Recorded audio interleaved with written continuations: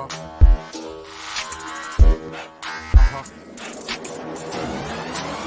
it out. Yo. Feel the rhythm on the bass mark. Man, I feel the rhythm on the bass mark.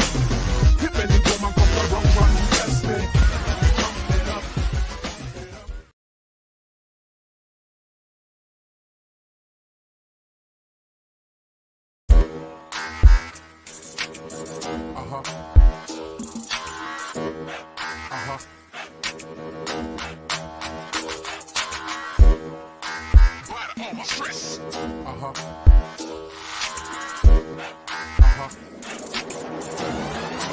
Check it out, yo.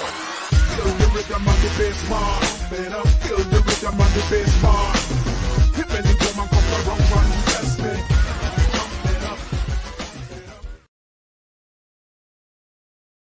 Hello, I started this gangsta. This the mother thanks I get. Hello, I started this gangsta.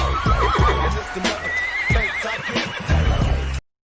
Hello everyone, welcome to Comic Artist Pro's Secrets. Good morning to you all. My name's Ethan Van Sciver, 27-year veteran of the comic book industry, world's most charming, elegant, eloquent, and yet humble man. Great big Star Wars fan, trusted member of the media. Hi everyone, how are you this morning? Good morning, 7 a.m. I am wide awake. Just got out of bed. I'm on a normal schedule. I'm on a normal sleeping schedule. How wonderful that is. Let's see, how are you guys doing? Thundercats Ho. Says EVS are taking the Men in Comics pledge. Are you asking if I'm going to do it? We'll get to that. I have my own pledge. That I recommend everyone take, all men. Mr. Wonderful says, howdy. David Ellis says, hail Caesar. Hello. TL Laws here, he says, 7 a.m. Madman. Yeah, it's early in the morning. It's like, it's kind of nice. You know, I went to bed at 9. I slept all the way through the night. It's fantastic. Let's see. Charlie's London's upset. She says, stop streaming when I'm at work. LOL. Okay. All right. I woke up this morning and I said, you know what, Andrea? I think we're going back to the shorts. And she said, what do you mean? And I said, I mean short videos. I think we're going to do 10-minute short videos again. Because I want to get back to just drawing. All I want to do is draw. And I spent yesterday, the day before, just really hunkered down, enjoying myself, doing some fantastic work on Cyberfrog Wrecked Planet. Cyberfrog Wrecked Planet is, it's vital that this thing be beautiful. Kyle turned in a page. There's something about, here's the thing. Slaving over black and white is one thing, but when Kyle Ritter turns in a page of colored artwork, it makes you go, oh, we're doing this, aren't we? We're getting the band back together and we're doing this. This is the page that Kyle turned in yesterday. And man, I just love it. I'm so glad he had this idea to just have the sunlight pouring in through the trees. This is a moment of happiness. It's a dawn of a new day, or is it? He just did a great job. Andrea said, why is Lily equally red everywhere? Why is she equally red? I said, because they've had practice at turning themselves red. She's like, no, her hair is the same color as her face, as her, well, yeah, I don't know, but she looks fine. The point is, you have to stay red. Lily is all about the camouflage, Of course, if you haven't read Cyberfrog Blood Honey, you understand, or you don't understand that, in order to remain invisible to the Vespis, you need to be red. You need to wear red clothing and red face paint. Just cover yourself red. It's with redness. It is a good way to remain out of sight when you're leaving the woods. And the immediate area around the Pine Barrens, there's not really much there. It's not like there's a lot of civilization. There are a lot of bait shops. You can buy worms and rabbits. You can't. It's not a lot. She doesn't have to worry about going to Philadelphia or Camden or any of the big cities in New Jersey. But in any case, and that's where the Vespis mostly are. But in any case, just to be safe, if you leave the cover of the forest, wear red. Wear red. She says, my father wasn't wearing red. That's correct. And where is he now? Who knows? That is to be determined. That is to be revealed in Wrecked Planet. So I'm pretty excited about you guys getting this and checking it out.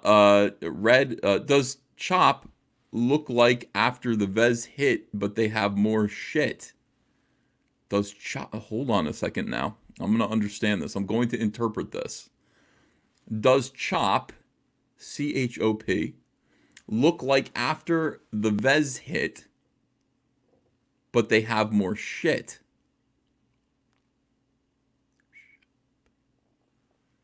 Boy, that's a tough one. I'm going to say yes. I'm going to take a 50-50 shot there and just say yes. I'm not sure that I completely understand. Eric Vader says, red like a Republican. Maybe a little. Yeah, it doesn't.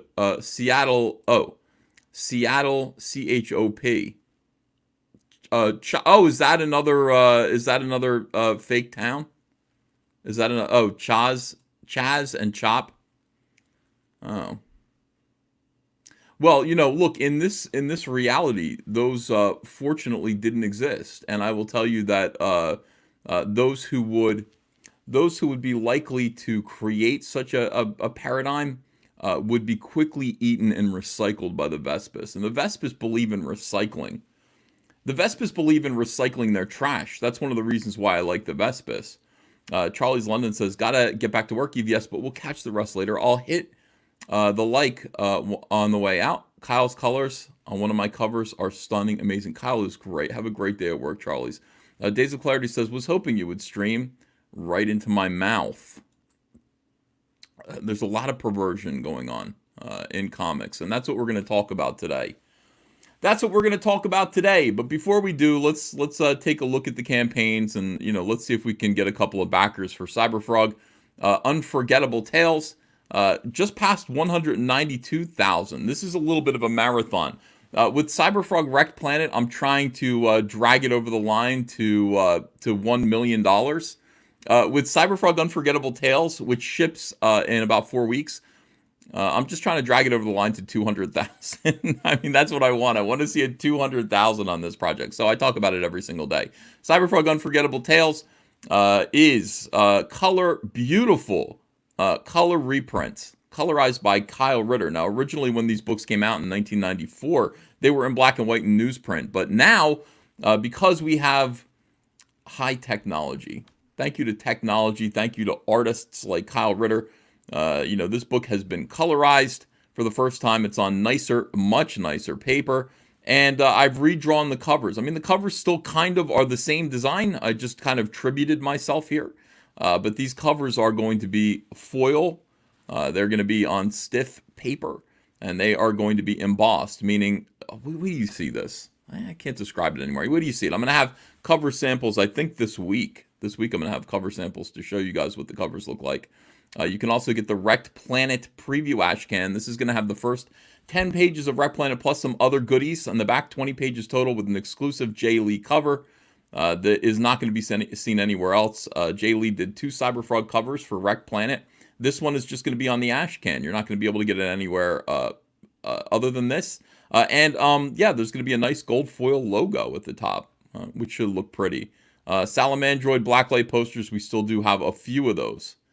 Just a few of those. So if you want to get those... Oh, the other thing is, a lot of people are saying, how can I get Blood Honey line arts?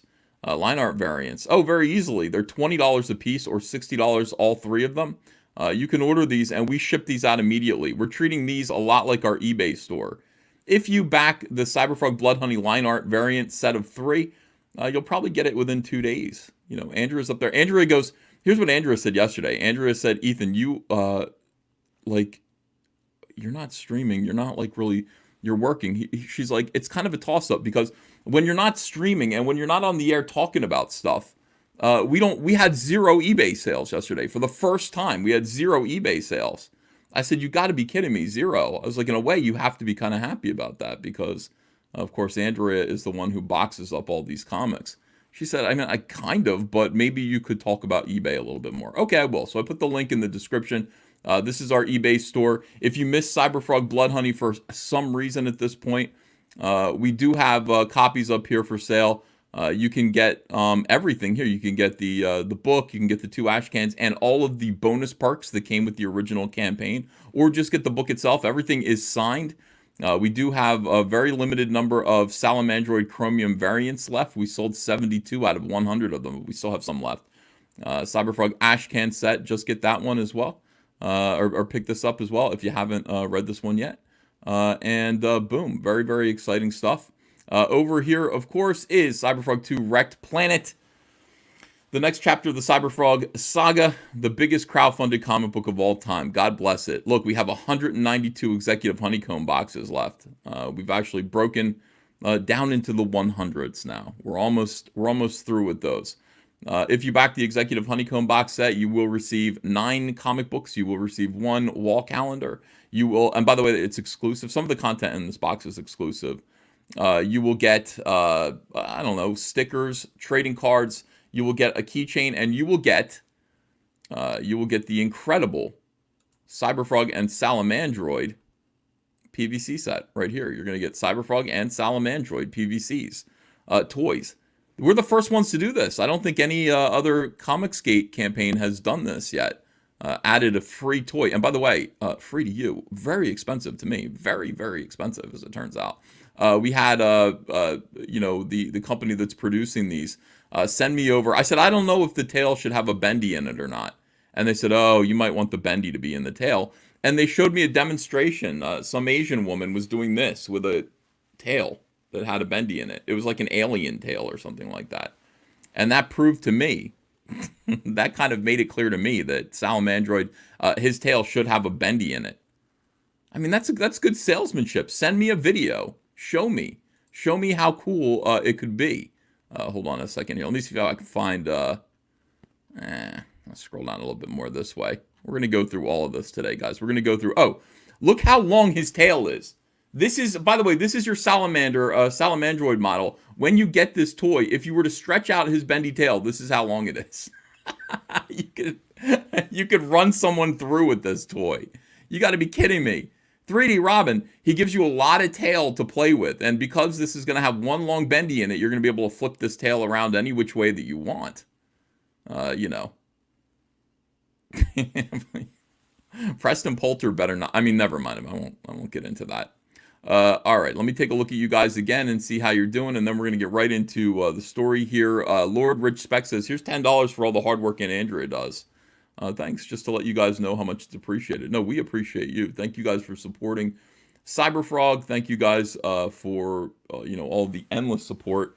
We're pretty excited about stuff. I've got the, I don't know if you can even see it over there. Underneath the lamp, can you see the Cyberfrog toy? I'm going to put my finger on him. There he is. There's the Cyberfrog statue just hanging out over there. So happy with him. He's a delight. All right. Let's see here. Robin's given up too much tail. Robin. Yeah, he did a great job. TL Law is another one of my sculptors. He says 3D Robin's holding it down as always. He did a great job. 3D Robin is going to be is he going to be the first one? I took a meeting yesterday, TL Law, about the Heather statue. And we all talked about the Heather statue. Getting that out and moving in August. Yeah. Mr. Wonderful says, have you got Andrea the little red Corvette yet? No, I haven't, because it's not our money yet. We have to fulfill Cyberfrog Wrecked Planet and find out how much money we have left over before we can spend money on ourselves. I think we did good.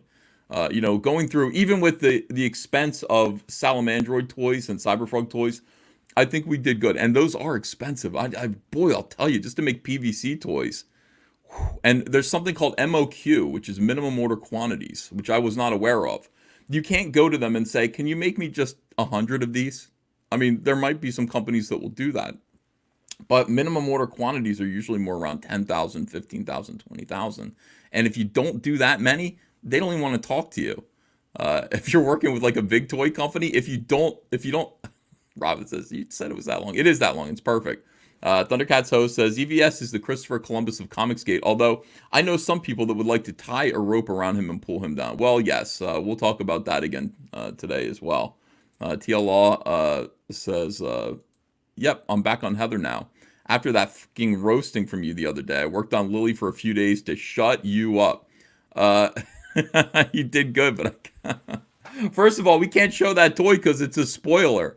Like that toy is one big spoiler alert. If people see what Lily looks like when in your statue, in the model that you're creating, that ruins everything. So we can't let people see Lily yet. That's the problem. But you got her weapon. You got it wrong. So I gotta actually show you what it looks like because you just made it up. You just invented it. And, I want to keep it kind of true to its origins. 200 Watt Studio says, is it true that Preston has requested that a knot be added to the tail every 4 inches? Yeah, we're going to specially create Preston's toy for his pleasure. That's fine. We're happy to do that. TL Law, send it to me, Tubby. Jesus, I will. Hold on, let me get my jacket off. It's too hot. I got places to go today. By the way, I finally got a haircut. Like I got an appointment to I got an appointment to get a haircut, and with my guy, my barber, who always cuts my hair, and he quit yesterday or something. I don't know what happened, but they sent me an alert and said you are not going to be seeing your normal barber. It's going to be this other dude that I've never heard of, and I'm wrestling with this. I'm like, do I need to go get a haircut so badly? Or I could have, I got a friend that comes over my house and cuts my hair like outside by the pool, during COVID-19. I don't know. I might cancel my haircut. I might cancel it, out of just, deference to and loyalty to this barber who I think used to do a good job. What happened? What happened to this guy? All right. So let's talk about what's going on, guys. The subject of this, of this video. The comic book industry is on its way out, and what's funny about it is that in its death throes, I'm going to start yelling during this. I know it. I know I'm going to start yelling. Jude Vanillion says, what hair? What hair? You should grow a skullet. I could probably do that. People are saying just shave your head. Andrea shaved my beard, or trimmed my beard yesterday. She went out to this place, got a really good beard trimmer. She did a good job, I think. Because it was in my mouth. Like I had a mustache in my mouth. All right. So in any case, yesterday, something interesting happened. We had a lot of people notice this. Hold on 1 second here. Let me get myself organized. Yes. Okay. Let's see right here. Yeah. All right. So on Twitter, suddenly, after a week or two of bizarre allegations of sexual misconduct, by women towards men in comic books and also outside of comics, there are a lot of #MeToo has really enjoyed a resurgence, right? It's almost like all of these women all at once, all of these crazy bitches, all at once kind of came together and said, now is the time, ladies. Strike. It's like Alfred Hitchcock's movie, The Birds, which, by the way, I was watching a great documentary on YouTube, which it was a thesis, that basically proved that The Birds was all about angry women. And of course it is. It's Alfred Hitchcock. Everything's about women with Alfred Hitchcock. But he went through it and he explained, this guy explained how, the women in the town were, in the story were all acting like birds. They were, the bird attacks happened in fits of jealousy between the women, whether it was Mitch's mother in the story who was jealous of Tippi Hedren, or the other bitch who got cast aside who was jealous of Tippi Hedren. Like all the bird strikes were like kind of manifestations of female jealousy and rage. And that's why the movie was called The Birds. Get it? Because the British call women birds. And very, very, very interesting. I really, really dug it. And I just thought to myself, it's almost like this. It's almost like all at once, all of these crazy SJW women. And by the way, we love our women. We love our normal women, our ladies. I'm speaking of SJWs. I'm speaking of feminists. I'm speaking of activists. I'm speaking of crazy people. With an agenda. We don't love them. We have no love for these people. None at all. And I'm going to turn my screen off. I'm sorry. I'm going to start yelling, and I don't want to look at my face when I'm yelling. All right. We have no love for these people. Not at all. Now, yesterday on Twitter, something interesting happened in the midst of some rather high-profile people being accused of sexual misconduct, even though there really was very little sexual misconduct. Very little sexual misconduct that I could see. And I was looking for sexual misconduct, but there wasn't any. There was Cameron Stewart, who I always thought was a dickhead, but I didn't know that he was a sexual predator, or the new word is groomer.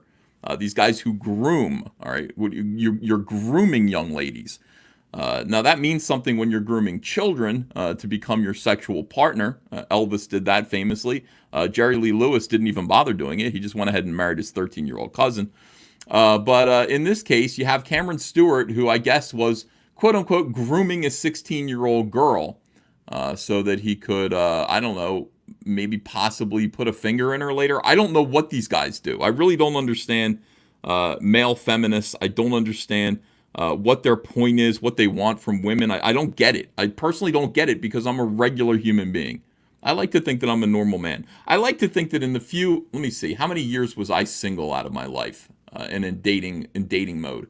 Let's say from 15 is when I got my first girlfriend to I got married when I was 24. So 9 years there, and I was single for about a year after my divorce. Or actually, I probably could have dated when I was separated, but I kind of didn't. So a total of about 10 years of my life. I like to think that I look at a girl that I am interested in dating, or something else, and go for it. When it comes to Andrea, Andrea was like my dream girl when I was a teenager. My God, I didn't think I could date Andrea. I just didn't bother asking her. I didn't creep around her either. I just went, this one's just going to be a friend. I'm not going to ask anything of Andrea because I just don't think I'm good enough for her. So, little did I know I was a good looking young man. So I'm just going to be friends with her. I'm sure she just sees me as her art buddy here. And I never was inappropriate with her. I never asked her for anything. I never did anything like that. I never crossed that line until I was divorced. And then Andrea, sent me a message and said, I heard about it. I'm really sorry, and I just said, listen, now that I'm single, what if I asked you to dinner? Would you go to dinner with me? And she said, yes, of course I would. And that was the beginning of things, That's kind of how you do it. I think you're supposed to kind of be direct with females and take a shot. And it is nerve-wracking because you might get rejected. And it might have been that I was right all along. And Andrea would laugh at me and say, I'm not going out with you. Look at your nose. Look at you. But no, Andrea said yes. And so we've been together ever since. And I like to think that you get up the guts, you get up the courage to be kind of forthright and let women know what your hopes are. And they respond either yes or no, and you kind of have to respect that. You kind of go, well, she told me no, or she gave me a little bit of a green light, and here we go. But these guys don't do that. The men in comics, these are not men. These are not men in comics. I remember having a conversation with B. Clay Moore about this, and I said, look, I said you can't pretend to be a woman's friend when you want to bang her. You can't do that. You can't fake a woman out and pretend to be her friend if your ultimate objective is to bang this girl. You can't do it. Just be forthright and be forthcoming. And he said, no, that's not it at all. The way to do it is to first become good friends with her and then slowly introduce the idea of dating. I'm like, you sneaky, slimy, slithery little motherfucker. What you're doing is you're basically, and I'm talking about normal girls here. I'm not talking about feminists. But if you do that to a normal girl, what do you think this is? Not everything is fucking say anything. You don't stand there like a lunatic in her yard with a boombox over her head. Who are you, Ducky from Pretty in Pink? You mother effer. You can't do that. You cannot let a girl know that she has a friend, a real friend. You lie on her bed with her, on your tummies with your ankles crossed behind your backs, looking at her iPhone and giggling and tittering about the guys who are interested in her. You can't put yourself in that kind of a position and then suddenly spring the idea of sex on her. I think that's unfair. These gentlemen are not gentlemen, not at all. But this is how they operate. They're all kind of creepy like this. And suddenly, after a bunch of them tried the B. Clay Moore method on these young ladies, sometimes with alcohol, sometimes they leveraged them with the promise of comic books and other things like that. Candy, get in my candy van. Suddenly they find themselves, in kind of a bit of trouble because these women are coming forward and saying, hey, I was used by this guy, I was mistreated by this guy. Now they're all getting together and they're going to try to stem the tide of this feminist onslaught, because that is what is actually happening right now. By promising this gay oath here, this pledge, and this is gay. Men in comics say no. There are a lot of ideals we claim to honor in comics: hope, justice, unity, innovation, creativity, and freedom. None of them mean anything unless men in comics change our behavior and hold each other accountable for the safety of women and all people of marginalized genders and sexes. I do not hold myself accountable for any of these freaks. Now listen, here's the thing. I said this from the start. This is how entryism happens. This is entirely the way this works. And these men are falling right into this trap. Now, I said this, the women in refrigerators, Gail Simone's whole women in refrigerators bit. Oh, yeah. Look at this. Nice industry you boys have here. Nice hobby that you gentlemen are enjoying. It's a little bit sexist, isn't it? Boy, you're stuffing women in refrigerators. Not even you, not even the most troglodyte of male, not even the dumbest bastard could deny that it's a little bit weird that your characters, your male characters, are severing the corpses of women and shoving them in refrigerators. Why, that is symbolic. That is symbolic of something far worse in your hearts. And it kind of points out that the comic book industry is corrupt. And men kind of looked at that. They looked at women in refrigerators. And by the way, that doesn't mean Gail Simone literally getting into your refrigerator. Padlock that shit if Gail Simone's over, if you know what I mean.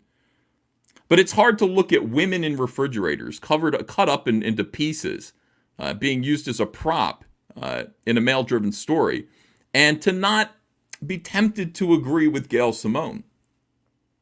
You might look at that situation and you might go, Gail's kind of right there. She's kind of right. Look what we're doing. We're cutting up women and throwing them in refrigerators. What the fuck? We need to change our behavior. Gail starts a whole column talking about this, talking about sexism within comics. And before too long, some utter lily white pussy invites Gail Simone to work in comics. Do you want a job writing comics? Maybe you could come here and you could fix, maybe you could fix what we've broken in ourselves. Maybe if you come in here and make comics more inviting to women, more women will read comics. And then guys, those of you who are skeptical about this, those of you who think that this might not be a good idea, let me run this past you. 50% of the world is female.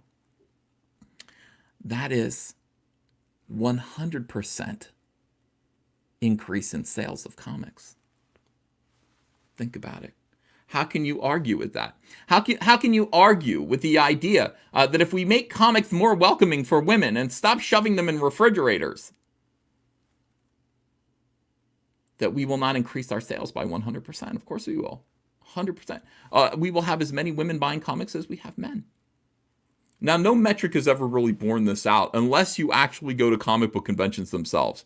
If you go to comic book conventions yourself and walk around, you will see an awful lot of cosplayers. You'll see an awful lot of women there. And yet, when you actually look at the sales of comics, of comic books themselves, it's always kind of like, 5-7% of these comics are being sold to women? It's very, very strange how that works. It's almost as though women enjoy the hobby. They like dressing up like superheroes. They like the movies. They like all this other stuff that's sort of, around, orbiting comics, but actually actively going into comic book stores every single week, which is what you need to do to be a real comic book fan and somebody who we should kind of listen to. Going into comic book stores every single week and buying comic books, buying a stack of comics, dropping 20, 30, 40 bucks, maybe $100 on comics every week.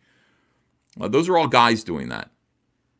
Now, when Gail Simone got in and proved her point that it was wrong, that in stories women should not be brutalized, it got even weirder. When you run out of extreme examples, you start to nitpick and you start to find little things. Hey, how come men are always rescuing women? How come it's never the other way around? Why can't we have more women rescuing men in comics? Well, because nobody wants that. Like literally nobody wants that. Like the idea of me being rescued by a woman makes my ugh, it makes it go inside of me. It makes it shrink and crawl back up. I don't want that. I really don't want that. You know, I think I would rather die. I think I'd rather burn to death in a fire than be carried out of the fire by a superheroine. I'm sorry. It'd be weird. It'd make me feel weird. Well, yeah, but fair is fair. People like that. Women should. It's sexist. It's always men saving women. Well, that is the fantasy. So basically, we're undoing everything that sort of men went to comics for. Men, it turns out, comic books are an outlet for masculinity. It's men. This is a power fantasy. Men have these physical power fantasies. Very few women do.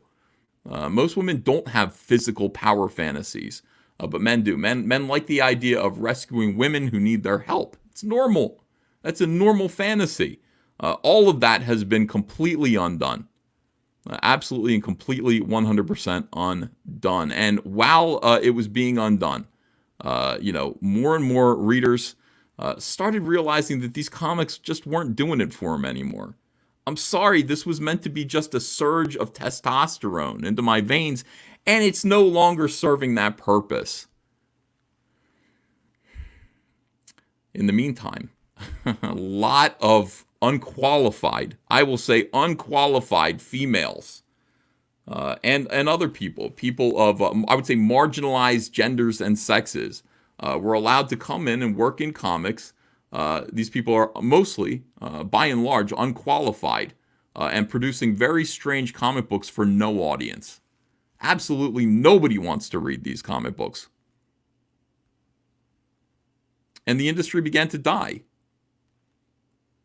In the meantime, those men who were still working in comics did what men do. They look at their employees. I'm sorry, not employees. They look at their fellow employees, the people around them, their fellow creatives. And they kind of go, oh, you're kind of sexy with your shaved purple head. And they start to do what you do. I mean, you start to kind of try to date some of these people. I don't know why I would tell you, please don't try to date.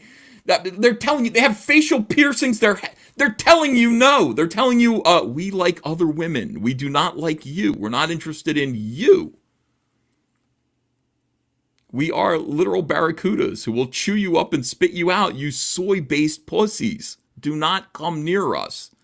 If you do, we will cry victimhood and we will destroy you. And they didn't listen. A lot of these guys just incapable of dealing with women the way gentlemen should. Incapable of it. They don't know how to do it. They're slimy. And now women are executing Order 66.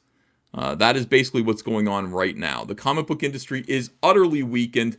The sales are so down. They're down in the toilet. The COVID-19 has shut down most comic book stores. And here's what it is, guys. Here's what's going on right now. The comic book industry has always been a male hobby. It's a male-dominated hobby. It actually establishes for a lot of people what it means to be a man, masculine attributes that men aspire to, telling men what they should be. If you go back and read comic books from the 90s, 80s, 70s, 60s, 50s, 40s, these comic books are kind of establishing what men should want to be.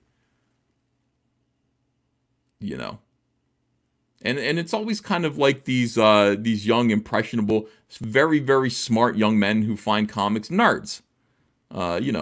Find comic books for the most part as kids, and it means something to them. Impressionable. Well, this is Order 66. Women took over the comic book industry. These feminists took over the comic book industry with their intersectionality, and they have destroyed the industry part of the industry. What is left? A few men hanging on, here and there. Well, here's what we're going to do. We're going to actually destroy those men's lives now. Those of you who are still hanging on, who still have some fight left in you, who still dare to come to us and ask us for our numbers or say, come back to my hotel room, would you? We're at a comic book convention, all expenses paid. Why don't you come back to my room? Those of you who still don't get it, who still don't understand that this was a complete and total feminist takeover of a male-dominated hobby that was meant to establish gender roles to a large degree in young men, we're going to destroy your lives. And the first thing that we're going to do is we're going to find some creep like Cameron Stewart who is legitimately guilty. I mean, this guy, this weirdo, he's grooming 16-year-olds. So that's bad, right? I mean, that's fucked up. Cameron actually, throw that dude to the wolves, I guess. But then we're going to find other people who simply, through the power of their charm and their place in comics as a creative, banged a lot of girls or talked to a lot of girls. I don't know if this guy ever did. Powerful guy. Let's take down Warren Ellis. Warren Ellis, let me see if I can find this article here. And we got to go over this again for people who are not fully aware of what's going on. Oh, it's so fun. I can't, what are we going to do? We got to talk about this, I guess. We got to talk about it. Abby Green wrote an article in Bleeding Fool. All right, we'll use that then. We'll use Abby Green's article. He's usually pretty good. All right, so Warren Ellis, super powerful guy. I got to say, Warren Ellis was as big of a writer in comics as Garth Ennis. He's from overseas. He's from the other side of the pond. A lot of great writers came over all at the same time. Mark Miller, Garth Ennis, as I mentioned. Warren Ellis would be the other big one. Grant Morrison, but Grant Morrison came, I think, way before that. And this guy had a lot of respect. He understood social media before anyone else really kind of understood its power, and he started a message board. He had all kinds of ways to sort of get fans together and other creative people together to talk. Leftists, most of the people who are SJWs in comics now showed up through Warren Ellis's message board. I think I was on Warren Ellis's message board a couple of times.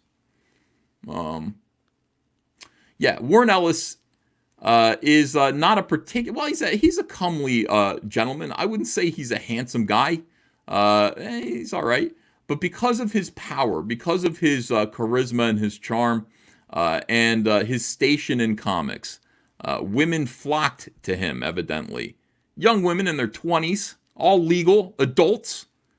I don't know how old Warren Ellis is. I would say he's got to be 50-something. And Warren Ellis had sexting relationships with several of these women at a time. And he would say charming things to them, make them feel like they were the only one. Tell me if you've heard this story before, this song and a dance. And then they'd find out, no, he's actually sexting 4 or 5 other young ladies at the same time as you. So, you're an idiot. But look, he's playing around. The guy's being a player. He's literally being a playa. Don't be a playa hater. Just enjoy the fact that Warren Ellis is enjoying his station, his fame, the fact that he's kind of a rock star in comics. What are you gonna what if the drummer for Motley Crue bangs you, you're gonna be jealous because you're not the only one? I mean, that's kind of how Warren Ellis is or sees himself. Many, many women would be interested in talking to him and sending him, as I mentioned before, nipple pictures, nipple pics of their nipples. This guy's got a whole collection. He's got a collection of human skulls. You don't think he's got a collection of nipple pics? Of course he does. Of course he does. Warren Ellis did nothing wrong. Warren Ellis did nothing wrong. Now, most of the people being accused that we're going to look at today did absolutely nothing wrong. Warren Ellis I mean, just in the, overall, I'd say Cameron Stewart and his 16-year-old, that's fucked up. Most of these guys that we're going to look at, yeah, they made passes, unwelcome passes at lesbians. That's basically what we're looking at here. You've got guys drunkenly making passes at lesbians, and it didn't work out so well. Warren Ellis actually was interacting with several heterosexual girls who were enjoying his attention when they thought his attention was exclusive. When it turned out that it wasn't, they got mad. And now Warren Ellis is the subject of Me Too. And look, there might be something. There might be something. Look, Ellis, that I don't know about, but I haven't seen it yet. Ellis's statement comes in the wake of writer-publisher Katie West's allegations that he solicited her for nude photos and sent sexually suggestive texts when she was in her late teens and early 20s. So she was legal, she was an adult. He said, send nudes, which is something that everybody was doing for a little while, I think, on the internet. Send nudes. And that's okay. You're allowed to do that. I can, actually, legally speaking, any of us can go around and ask each other for nudes. And, it's on the other person to say no. As long as, and please don't ask me for nudes. As long as Warren Ellis is not responsible or does not have actual power over these young ladies. In other words, is he employing them? Is he offering them a job in exchange for nudes and nipple pics? He's not. Then he can do whatever he wants to do. And you can say no, and you can tell your other ladies, this guy's a creep who wants nipple pics. But that's just not really a thing. That's not really something to Me Too this gentleman over. He has no power over you. Look at him. He's going to say that he does, though. He's like, yesterday I posted about men abusing their power in the comic book industry to groom, emotionally manipulate, and have sex with, or serially bluebird young women. My intention was to protect young women from being harmed by these types of men in the future. I didn't say my personal experience with these men was abusive. I said that they were all men who abused their power. This is not a man who's abusing his power. This is a man who kind of was seeking power, probably because he was a little bit of a nerd as a kid. And what you do, I think all roads lead to sex and money. That's actually, sex is the final destination. Let me think about that. Why do we do what we do? Yeah, ultimately what we do, people try to get rich, I think, so that they can have sex. I think that's what it is. More freedom. Freedom is one thing. Freedom and sex. So in any case, this guy became famous. And once he became famous, he decided to spread his wings and try to get some chicks, and that's completely normal. But they've taken him down now. So they have taken down Warren Ellis, who did almost nothing wrong. Anybody who reads the allegations against Warren Ellis, anybody who actually reads these allegations, will shit themselves. Are you telling me that Warren Ellis tried to have flirty sexual relationships with young women who were adults, and then they came forward against him and showed off his private messages and destroyed his career? That can happen to almost any of us. That can happen to almost any of us. Oh, shit. Oh, shit. And that is why today we have this. Men in comics say no. This is a bunch of cowardly, I think insecure men who made this, who are probably next in line. I'm going to show you why I think they're next in line in a little bit. All right. None of them mean anything unless men in comics change our behavior. How do you change your behavior? What do you mean change your behavior? You mean you're not supposed to be seeking a partner ever? I mean, your entire world is comics.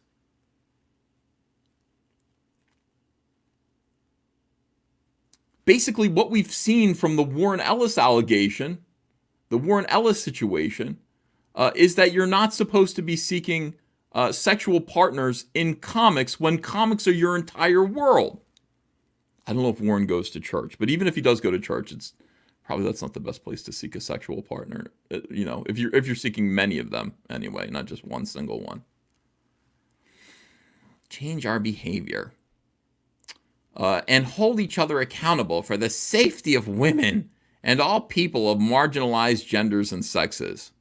I would say this. In an industry in which women have come in and decided that they would like to see more women rescuing men from burning buildings, how about if women hold themselves accountable for their own safety? That might be a good idea. How about if it's not my responsibility to keep these crazy bitches safe? It's their responsibility. I would say that would be kind of, something where we were all seeking equality. That might be a thing. And all people of marginalized genders and sexes. I refuse. All right, I pledge to never abuse, harass, groom, or manipulate women. What? I will never, ever pledge not to manipulate women, ever. That's part of the... You gotta manipulate women. What are men gonna do if they don't manipulate women? You gotta be kidding me. I will never manipulate women. I doubt it. And I don't know what groom... I mean, grooming means, I guess grooming means young... Unless... These people are using grooming to describe 20-year-olds and 20-something-year-olds. That is not grooming. Grooming is 13, 14, 15, 16-year-olds. That is grooming. When you are an adult. When you are, an adult who should know better. I will never manipulate women and all people of marginalized genders and sexes. I'm going to manipulate everybody. That's going to be my thing. To hold myself accountable for my own actions, be open to the comments and concerns of my peers, and educate myself. Educate myself. Be open to the comments and concerns of my peers. Well, so you're going to let other people manipulate you. I will not manipulate other people. I'm going to let other people manipulate me. I'm going to let them reprogram me. Oh, I see. To actively intervene when we see or know of abuse, harassment, grooming, or manipulation. I promise you, none of you will do that. I promise you, none of you will do that when the person who is involved in abuse, harassment, grooming, or manipulation has power over your own career.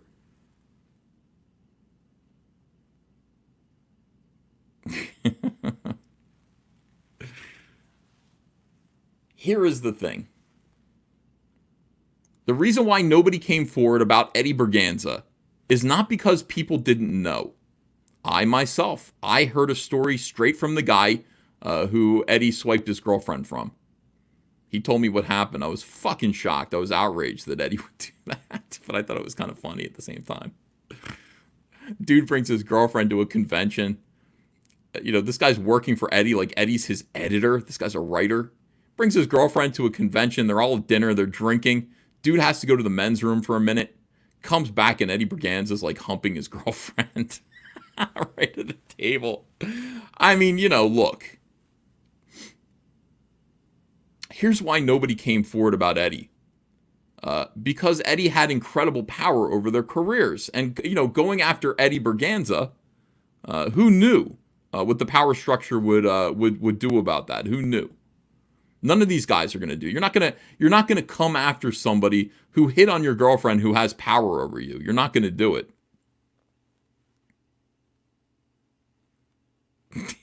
Eddie. God damn. These nerds. Once you give nerds power, I'm telling you, it's bad news. Maybe women just should not work in comics.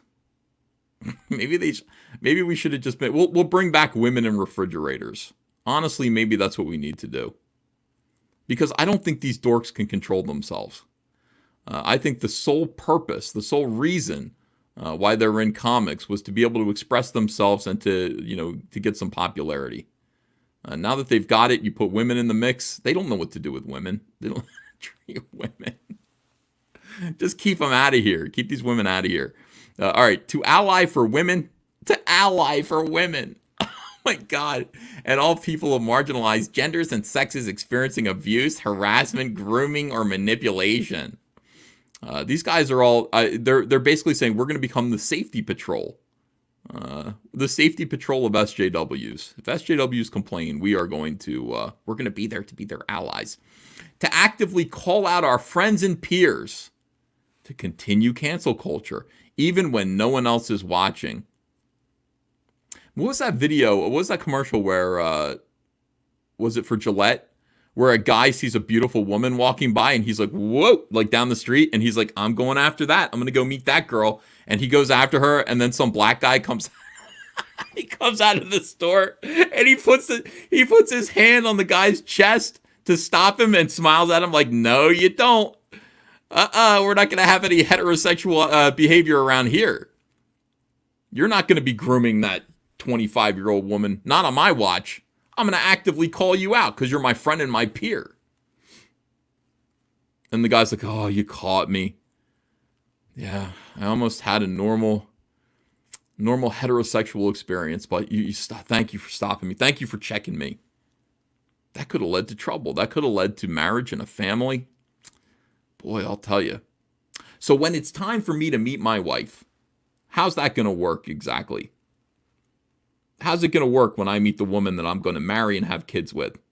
She's just going to fall out of the sky into my lap? Are we getting back into arranged marriages now? If I'm not allowed to go talk to some woman who I think is like hot stuff, walking down the street, because my friends are going to cuck me. my friends are going to cock block me when I go and try to talk to some young lady. How exactly am I going to meet my wife? You're not going to meet your wife. You're not. Don't you understand? You work in comics. None of us have families. We have cats. Maybe a dog. We call them our fur children. Yeah. We have roommates. We don't have spouses. We don't have children. We have roommates. You're stuck in this career of mediocrity. For all of your childbearing years, you might as well shave your head. You might as well pierce your nipples. You might as well hang a fucking chandelier from the end of your penis. What are those piercings called? Prince Albert's. Become a weirdo like us. Do not talk. Do not talk to females. That's harassment. They want to be left alone. They don't want your pee-pee in their vajayjay. That's rape. No, what if we're dating and should... No. It's rape. No pee-pee in vajayjay, ever. Say no. Men in comics say no to pee-pee and vajayjay. To commit to this pledge for the long haul and keep this conversation alive in the industry. Okay, it's going to be a very short haul. It's going to be like halfway up the block, and then the truck's going to break down because the industry's dead. The industry is dead. And this is Order 66. Well, this is women actively taking over and shooting all survivors. If you're still on the ground twitching, this is what that is right now. You know, who wins? Who wins out of this? You know who wins. This is the winner ultimately.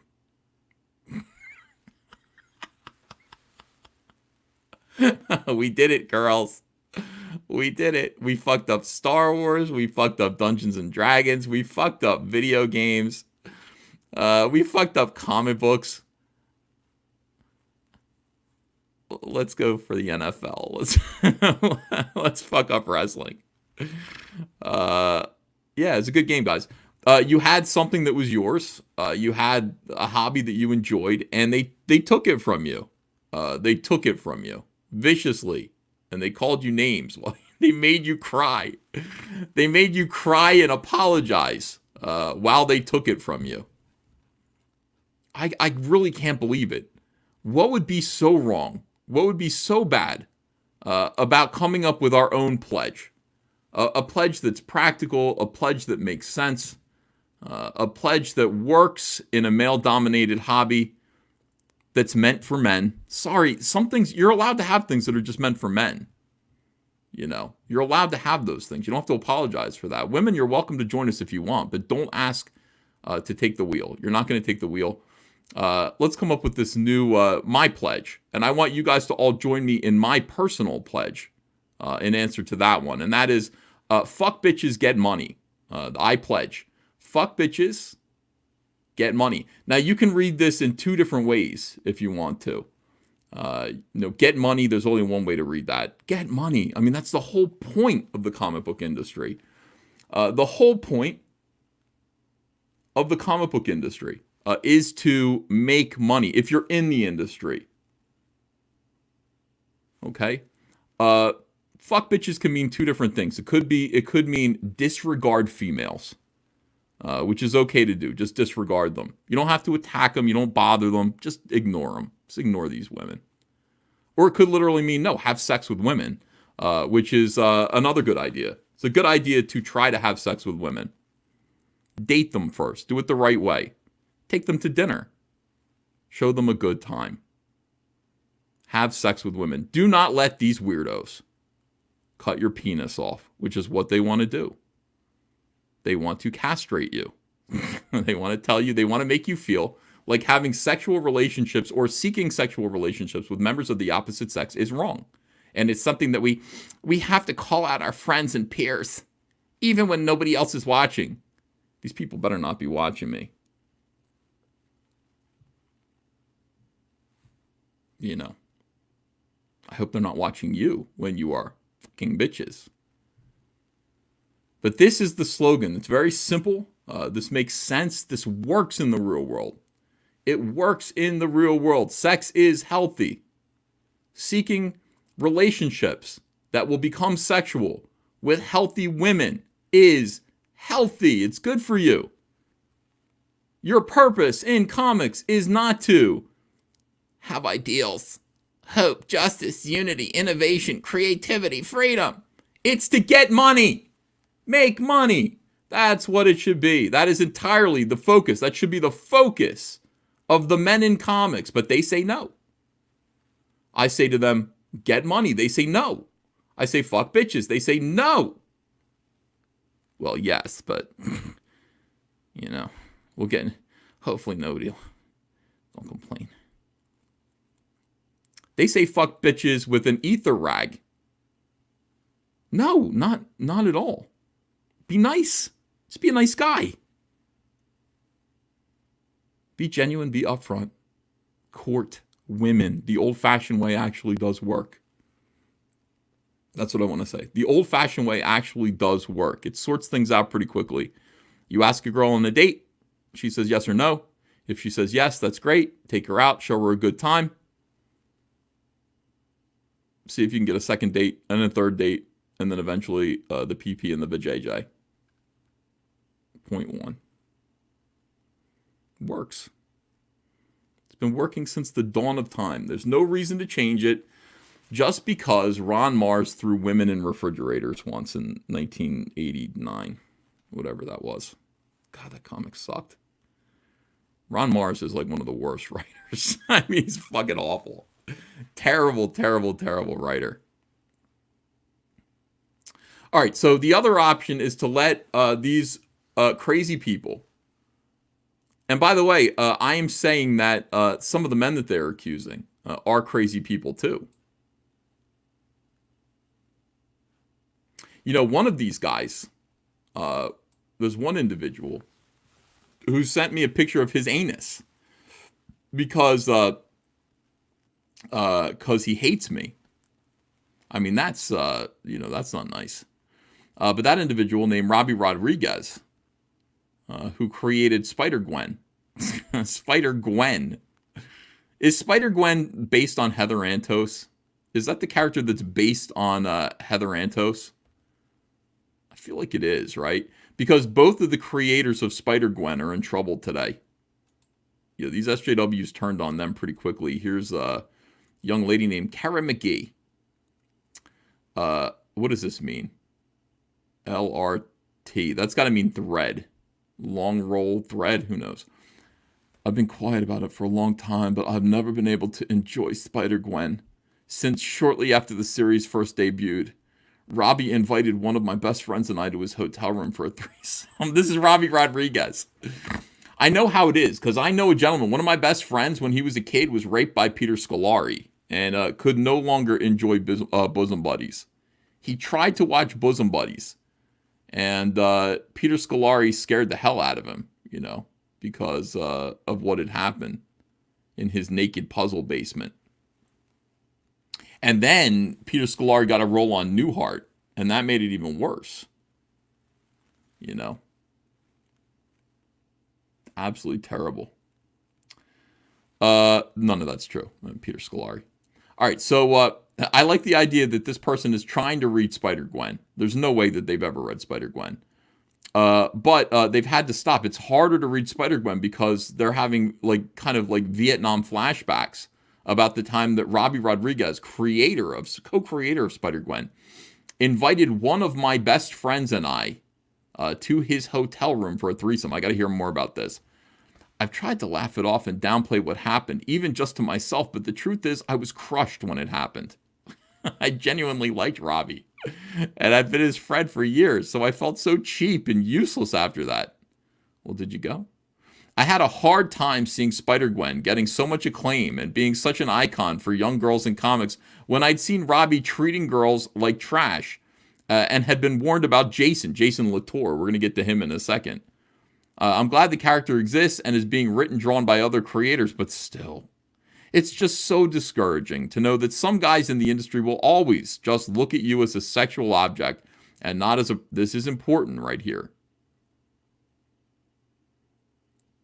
We don't want to be looked at as sexual objects. We want to be looked at as professional peers. Or even just as a friend. Just as a friend. Even if Robbie was just kidding, I laughed it off at the time, and my friend and I fumed about it privately later. How dare he put us in that position? What position did he put you two in? What position was that? Oh, you mean to ask you to... Okay. Hey, while I'm here, how about the time Mike Cole, spent an evening leering at me at the... Who was Mike Cole? At the ECC bar, ECCC, that's Emerald City Comic Con bar, trying to pull me onto his lap and told me he wanted to piss on me until another SFF writer tore into him for being a creep. Well, that probably, I think you're burying the lead here. Come into my lap. I want to pee on you. Remember what I said? I know, it's not, Mike Hole. I know, I got it. What is going on? Ah! Oh! Oh! Matthew Fowler says, if you have to ask for a threesome, it ain't happening. Yeah, that's a rare situation. This is a little bit like R. Kelly. Little R. Kelly here.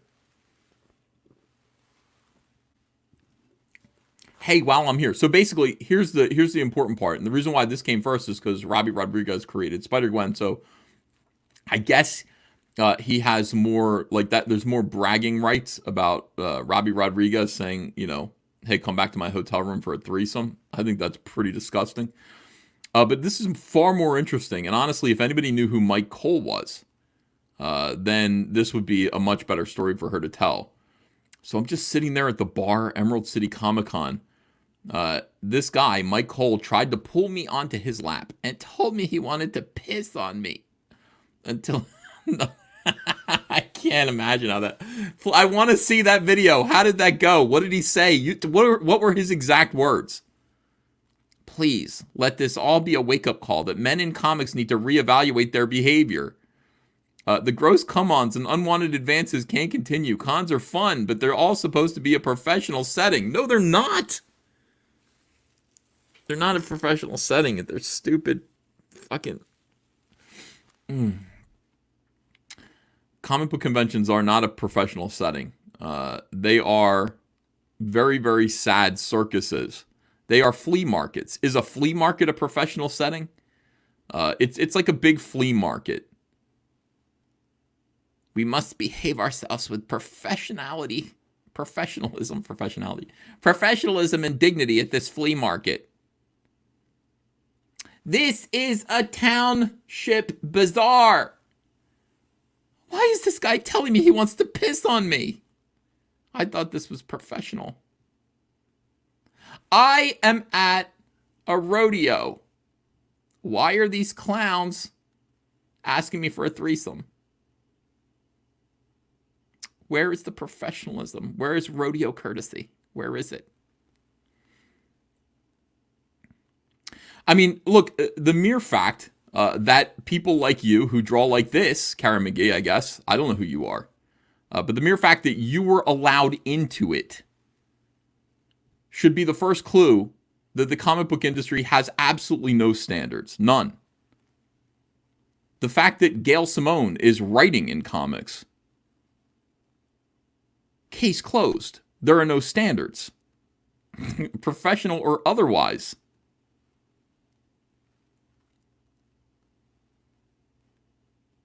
There does not need to be a wake-up call that men in comics need to reevaluate their behavior. This is a wake-up call to young ladies and to everyone that there are creeps in the world. There are weirdos. Learn to navigate weirdos. Learn to not put yourself in a position where you're near weirdos. That's why I do not go to comic book conventions anymore. Oh, God, they're awful. Fucking terrible. But the after hours bar is supposed to be for relaxing and having fun at the end of the day. Sure, but everyone is constantly told that the bar scene is a part of networking as a professional. Everyone is constantly told that? I was never told that, not even once. It's a professional event. Stop using it as an excuse to be a massive creep. All right, remove the alcohol. Everybody remove the liquor then. If this is a networking event as professionals, let's remove the liquor. Let's hold it at the daytime. Let's hold it in the afternoon. Oh, there's alcohol and it's happening in the middle of the night? Oh, maybe it's not. Maybe it's not a professional event. Maybe it's a bar where a bunch of professionals show up after having worked at a flea market all day. Is that a possibility? Is it possible, Kara McGee, that an industry whose standards have become so lax that they've allowed you and your crazy friends to come in and turn it into an advocacy seminar for feminism and intersectionality? Is it possible? Is it possible that the comic book industry is a very flimsy, silly business in which no money is being made? Like zero money is being generated in comics. And you guys get together and you do these conventions. And then after the conventions are over, you guys do something called networking, which is basically just, hey, you cool enough to be my friend and hang out with me here? We'll do, hey, maybe you can be a part of my 52 creator Kickstarter crowdfunded anthology comic. It's possible that under these circumstances, people go to the bar to drink it off, to drink off the depression and despair, and then they try to have sex with each other and pee on them. This guy thought you were like a urinal. That's fucked up. There is no professionalism in this business. It is a clown show. It is a flea market and a clown show that has been taken over by social justice activists who are now using the limited amount of power that they have now, that they've achieved, to metaphorically fuck people they have no respect for in comics, white males. So everyone is trying to fuck each other in comics. All right, let's go down a little bit more here. I feel the need to clarify that Robbie didn't try to lure me into bed by saying, hey, I created Spider-Gwen. I'd known Robbie for years by then. He knew me and knew the kinds of things to say to both flatter and hurt me. Spider-Gwen didn't play into it aside from the timing, unless it like gave him the confidence to make that very bad move. Yeah, he asked you to have sex with him. You don't know until you ask. You know, it's possible that you would have said yes. You have to cast a wide, you have to cast a wide net. You have to ask like 10 people in order to get like, 8 to say yes.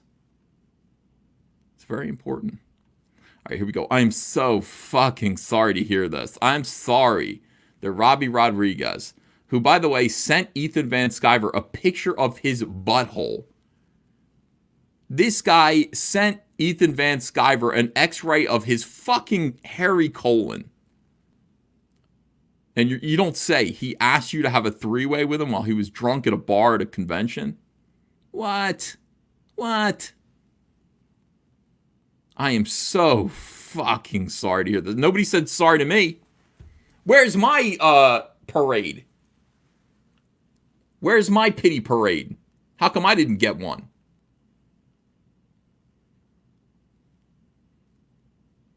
I mean, come on now. Where is my parade? Both Robbie and Jason have been horrible to so many people. Jason Latour, we'll get to that in a second. I'm glad there's a space for people to speak about it now, but I'm also so sorry. Wow, I had no idea, says this bearded egg. With a cute cartoon of himself in bisexual lighting. Followed by B. Clay Moore, who is a coward when it comes to dating women, or approaching women. Another sneaky, slimy guy. Give Captain Cummings his $40 back. Can you please? Scrolling down. Thank you so much for speaking up. I'm so sorry this happened. I'm sending you good vibes. This is a dude who sent her 4 vibrators. The abuse never ends. I'm telling you, maybe they're right. Maybe the comic book industry is. Yeah. I am so sorry, truly. I am so sorry this happened to you. Thank you for sharing. This is the entire purpose of all this. Give me some internet clout. I'm a victim. Tell me you're sorry that I was invited to have sex with somebody who created everyone's favorite, every SJW's favorite superhero, whatever her name is. The guys who created Spider-Gwen wanted to have a threesome with me and my friend. Oh my God!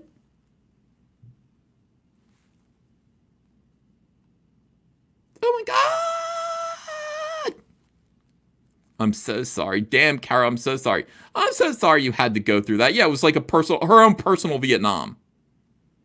Is this humble bragging? Is it kind of humble bragging in a way? I'm really sexy and hot, and guys can't leave me alone at comics. I wish they would just treat me as the professional peer, but instead, they're always asking me to have threesomes. Like the most famous guys who create all the stuff that I really, really like. They're asking to like have sex with me, and it's so gross. I'm so sorry you had to go through that. It was horrible. It was terrible. It was worse than basic training. Basic bitch training. Absolutely terrible. What the fuck? I'm so sorry. I'm so sorry this happened. Black lives, trans lives matter. Fuck Donald Trump. I can't stand these people. All of you fall into a gigantic trash compactor, please. Trash compactor. Jesus Christ. I'm sorry. Cons are supposed to be fun. Well, he was trying to have fun at a con. He was trying to have that would be fun if he had a 3-way at a convention with 2 hot chicks. It would have been fun. Cons are supposed to be fun. All of this is gross and unfair. Holy. I'm so sorry. I'm really sorry this happened to you. Don't look too deeply into my past. I am your ally. Do not turn on me. Yeah. Leave the skeletons in my closet alone. I'm really sorry this happened to you. I'm so sorry this happened, Kara. Thank you for speaking out about it. I'm sorry you had to deal with that. Eisner winning comic gay behind. Wait, Eisner winning comic gay behind. Okay, all right. This guy's. I'm sorry. This must have been heartbreaking for you. Thank you for speaking up. Heartbreaking. Oh my God, I'm so sorry that happened. That is not okay in any way. Not in any way. By the way, look at everyone's avatar. This is what they're all bringing to the table, by the way. When you look at the art in their avatar, most of the time it's their own art. And you're like, fuck, comics are so depressing. Everybody's trying to draw cute. Everybody's trying to draw like themselves as little, like, as offered to children. Like, I mean, this guy, like, this caricature of this guy, hey, I'm okay to be around your kids. Like, I don't think so. I kind of doubt it. All of this shit. You're drawing little stuff that's for infants. What is this? She, her, 21 plus, mixed Latina, pan, chaotic, good artist, freelancer, loves comics, watercolors, good omens. This is grooming. You want to talk about what grooming is? This is grooming. All of these cutesy little avatars that are for children. Hi. Hi. Swiper no swiping. This is all art for kids. Sorry this happened to you. I'm so sorry, Kara. As a father, a fan, an artist, and a con promoter, this sickens me to no end. It sickens me. Yeah. Look at this here. Fucking lunatic with a knife. Like tons of pronouns. Just pronouns. I'm very sorry this happened to you. Especially from someone you knew and thought you could trust. What's funny about this is that, even if I felt this way, even if I was like, I'm sorry this happened to you, those are the words I would like to say. I would look at all the comments and I would say, oh, they're all saying, sorry this happened to you. Sorry this happened to you. These NPCs, they are programmed to all say, sorry that happened. Sorry, I'm so sorry this happened to you.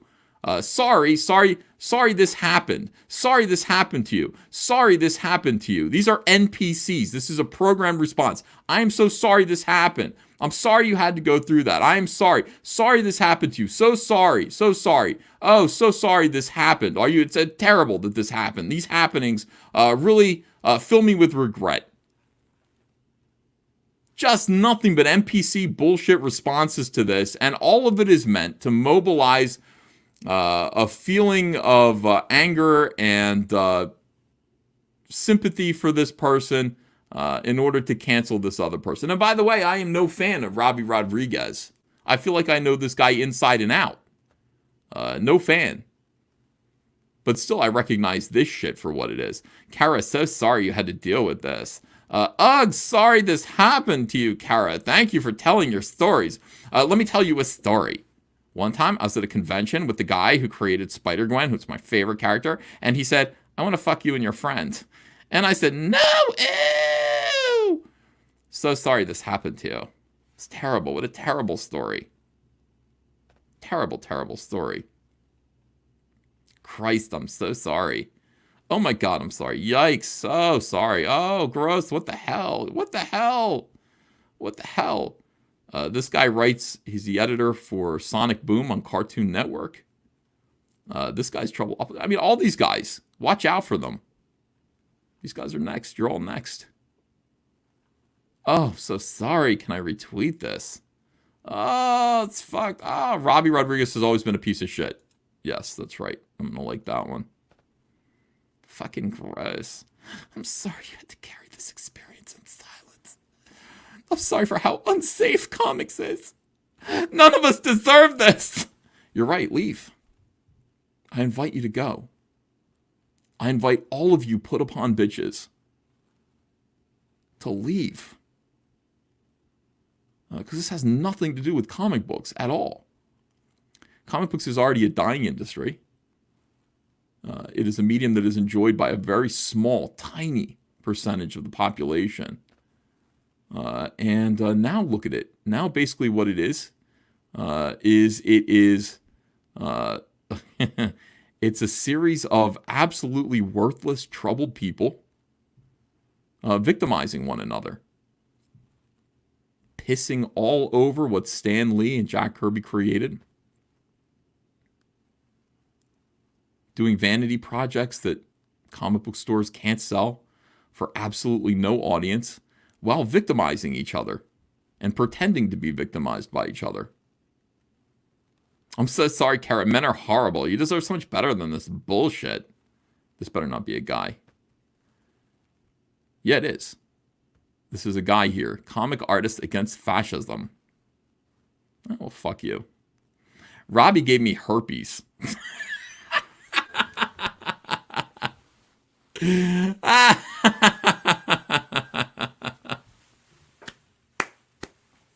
She said yes. Oh, this one said yes to Robbie Rodriguez. Robbie gave me herpes. Okay. You're very lucky you said no. I feel like a fucking idiot on the other hand. I also didn't find out until 6 yeeds later. I gotta like this too. I might retweet this. No, I'm not gonna. That's mean. I won't retweet it. God, big yikes. I'm so sorry. This is all such bullshit. Why is it bullshit? She slept with him. Evidently without a condom. Add me so we can DM. I'm shaking. Why don't you practice safe sex with disgusting people? This whole thread is full of sorries just because he asked for a threesome. Didn't force anything on you. He was just insensitive. Jesus Christ. It was sexual harassment. The fact that so many people clearly feel is out of line should high view the necessary context. I get the context. He sounds like a piece of work, but you all sound like she got a cancer diagnosis. There's some sanity in the world. There is some sanity in the world. We gotta like that. Wow, can't believe you are anti-sex worker? I don't know what that means there. Whatever, Rick. Weirdo. For goodness sakes, guys. All right, let me check out what you guys are saying here in the chat. I'll turn on the camera again. Why not? Hi, everyone. Hey, you got 1,295 people watching. It's 8:30 in the morning. Hello. Hello, everyone. Yeah, based. That's right. That guy actually just told the truth. He said, what are you talking about? Why is everybody so sorry this happened to her? In the real world, people are going to proposition you. Get ready for it. It might happen, especially if you're hot. And evidently, this person is hot. Thank you. Yes, such a beautiful face. Thank you. Stop harassing me. All of you. This is supposed to be a professional environment. Stop harassing me. I'd appreciate it. Let's see. Big yikes. That forehead is sexually harassing me, is it? Thanks. Appreciate that. I like my forehead now more than ever. My forehead is sexually oppressive. Beautiful. All right. So that is the story of Robbie Rodriguez. We've got more. I guess we could quit now. You guys want me to keep going or should I quit? I mean, let's see. Ethan looks like an assistant Little League coach. That's the fucking nicest thing anyone's ever said to me. Thank you. Uncle E, ever heard of a comb? Yeah, when I used to hear about having hair, you know. Actually, I did comb my hair today.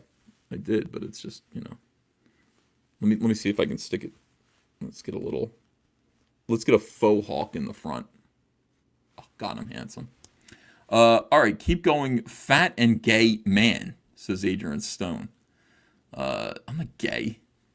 Let me see here. Weirdest stream in a while, says David Sopper. Though it's going to get weirder. It's going to get much, much, much weirder. Esquire, when did you pass the bar? I never passed the bar. You look handsome today. No homo. Thank you, Nolan Nerd. Finally, somebody tells the truth, but they do it with respect. You know, I don't want to be harassed. I don't want to be sexually demeaned or anything like that. Sketch Therapy says, ever been in a threesome? They're fun but overrated and expensive. So Sketch has paid for a threesome before. I told you a story about one time that I was almost in a threesome. And it was, you know, it was weird. I'm not going to tell that story again. All right, so let's look and see what else is going on here. So Jason Latour. Wait. Okay. Wait. This is going to be good. All right. So Jason Latour, the other creator of Spider-Gwen. Spider-Gwen, one of the dumbest, worst characters ever devised in comics. I got to turn the camera off again because I'm going to start yelling again. Sorry, guys. I'll see you again later. One of the worst characters ever devised. I have an idea. Let's just take her name and let's, Spider-Gwen.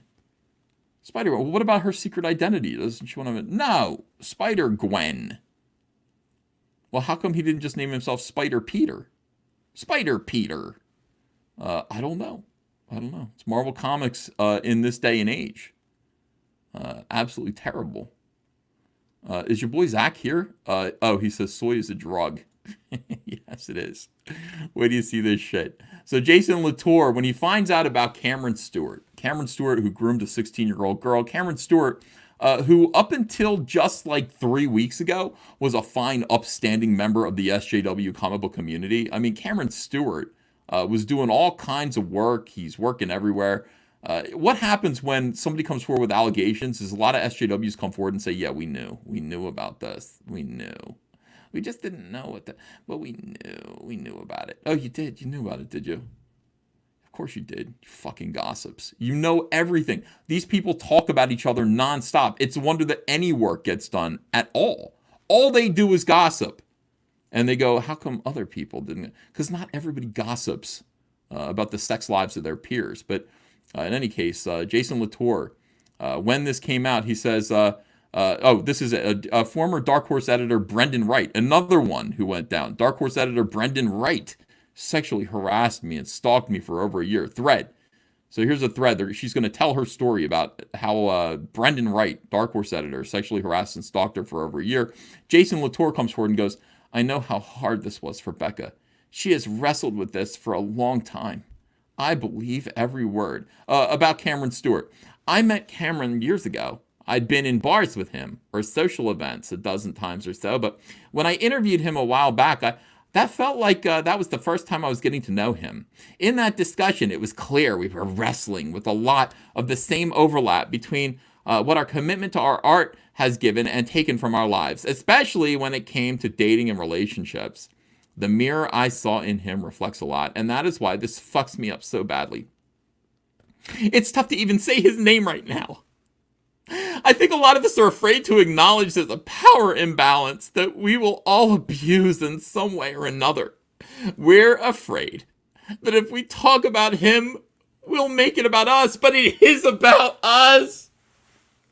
Comics as a culture is the only place most of us truly fit in. And that is what makes dating in it as hard to resist as it is to manage. Many of the people here, especially the women, want to feel like their time invested in this space is rewarding. Sometimes they're looking for love or intimacy or casual sex out of it, and that's their right to have that freedom on their terms, As men, we have to work harder to understand that even saying yes is not the same thing as understanding what yes means. I have been in situations where I thought the ground was level and failed to realize that in this field, level has a different definition. Women risk something by showing any interest in anyone. Sometimes they risk even more by walking away. Because the eyes through which this culture is seen and judged are largely those of men, and that many women navigate our attention simply because they love comics enough to put up with that. It fucks me up knowing there are men out there who wrestle with this and lose. It fucks me up more to know there are men who never even think about it. I don't have answers. I just want you all to know that I'm listening. And that if it's ever seemed like I don't care about these things, I very much do. Signed, Jason. Jason Latour. Signed, Jason Latour.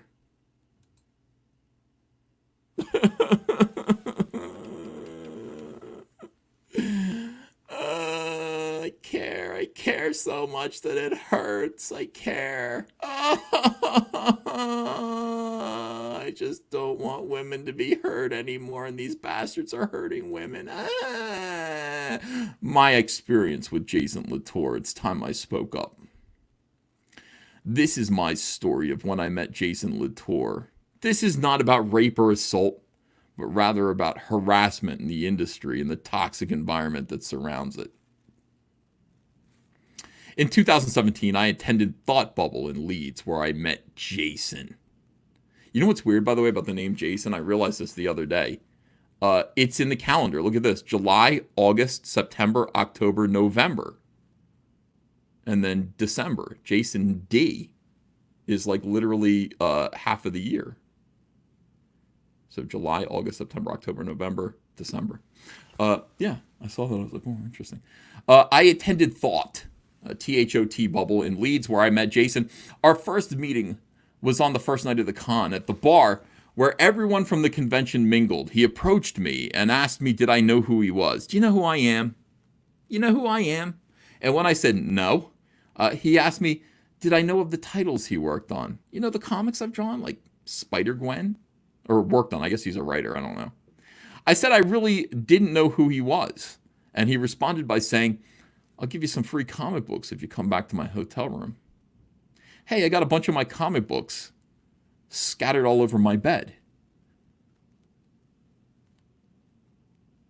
I've also got roses, whipped cream, and chocolate sauce.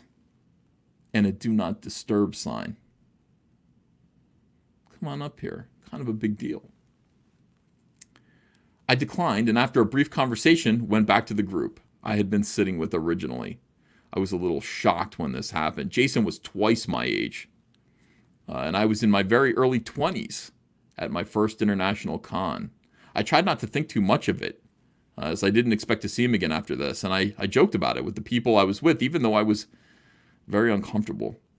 The next day, when I went to the con, I passed by his table. And although he was doing some signings, as he put up a sign saying he was on a break and approached me, this kind of thing would continue to happen throughout the con. He said he had been a little drunk the night before and offered to get me a coffee. I accepted, thinking the whole thing would blow over, and I appreciated that he attempted to make amends. When we went for the coffee, he asked me for my email, my number, etc., and he said he wanted to be friends. I want to be friends with you. Can I have your email? Can I have your number? Can I have your address? Can I have your social security number? Can I have a cutting of your pubic hair? I want to be friends with you. Friends. He said he could introduce me to whoever he wanted. That he was good friends with my favorite comic artist. His name's Robbie Rodriguez. Do you like him, right? He's my favorite comic book artist, too. Tell me something. Do you like men's anuses? Oh, it's a her. And he said he would still like to give me some comics. He mentioned he was sleeping with the girl in England casually. I'm casually fucking some bitch in England. And he said that he was in Ireland quite a bit for conventions, as he liked the Irish scene there. He suggested he could come to see me if he ever came to Ireland. When we got back to his table, he gave me a few comics, which I ended up giving to friends at the con who admired him instead of reading them myself. I started to avoid this side of the con he was on, as I knew he'd approach me if he saw me. And at the bar in the evening, he would also be looking for me. Another woman who was in the group I was hanging out with at the convention told him to leave me alone and stop harassing me. And later, a comic artist intervened when he approached me at the bar.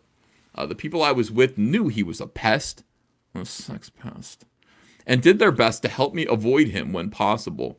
I spent my days at the con asking, or having the group ask if he had approached me that day yet, and when I should have been focused solely on having a good time and connecting with people. I left the bar on the very last night very stressed. I had Jason on one side of the bar and another guy I didn't know on the other side, who was also trying to start a conversation with me. Oh, I'm so hot. Everyone's trying to start conversations with me.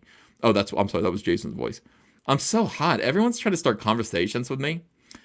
Saying he knew me from the con when he clearly did not. I found myself crowded in at the bar and started to panic. A comic, I'm crowded at the bar. Jason's going to come over here again. A comic artist came over and took Jason's attention away from me. And I left and got in a taxi back to my hotel. Jason texted me. Apparently, she gave Jason her text, her phone number. Interesting. He asked me for my text. Yeah, it's terrible. Yeah, I gave it to him. Jason texted me asking why I had left early the next day. Hey, we were having a good time. Why'd you leave? Sorry if I made you feel uncomfortable. I tried again to brush it off, appreciating that he apologized. I also made sure to let him know I wasn't interested in seeing guys, any guys, in my messages. He asked if we could stay friends, to which I said yes. Well, can we stay friends? I feel like we've connected. And I'm excited about watching our friendship blossom and bloom. Yeah. Despite me telling him I wasn't interested, he'd still text me on 3 separate occasions, once asking if he could sleep. Can I sleep on your floor in Ireland? And other times asking, could I come visit him at cons, joking that he would lend me the money. You want to come spend some time with me at cons? I'll give you some money. The last time he asked me about coming to a con, he said, last chance for you to come hang out. Actually, it's not.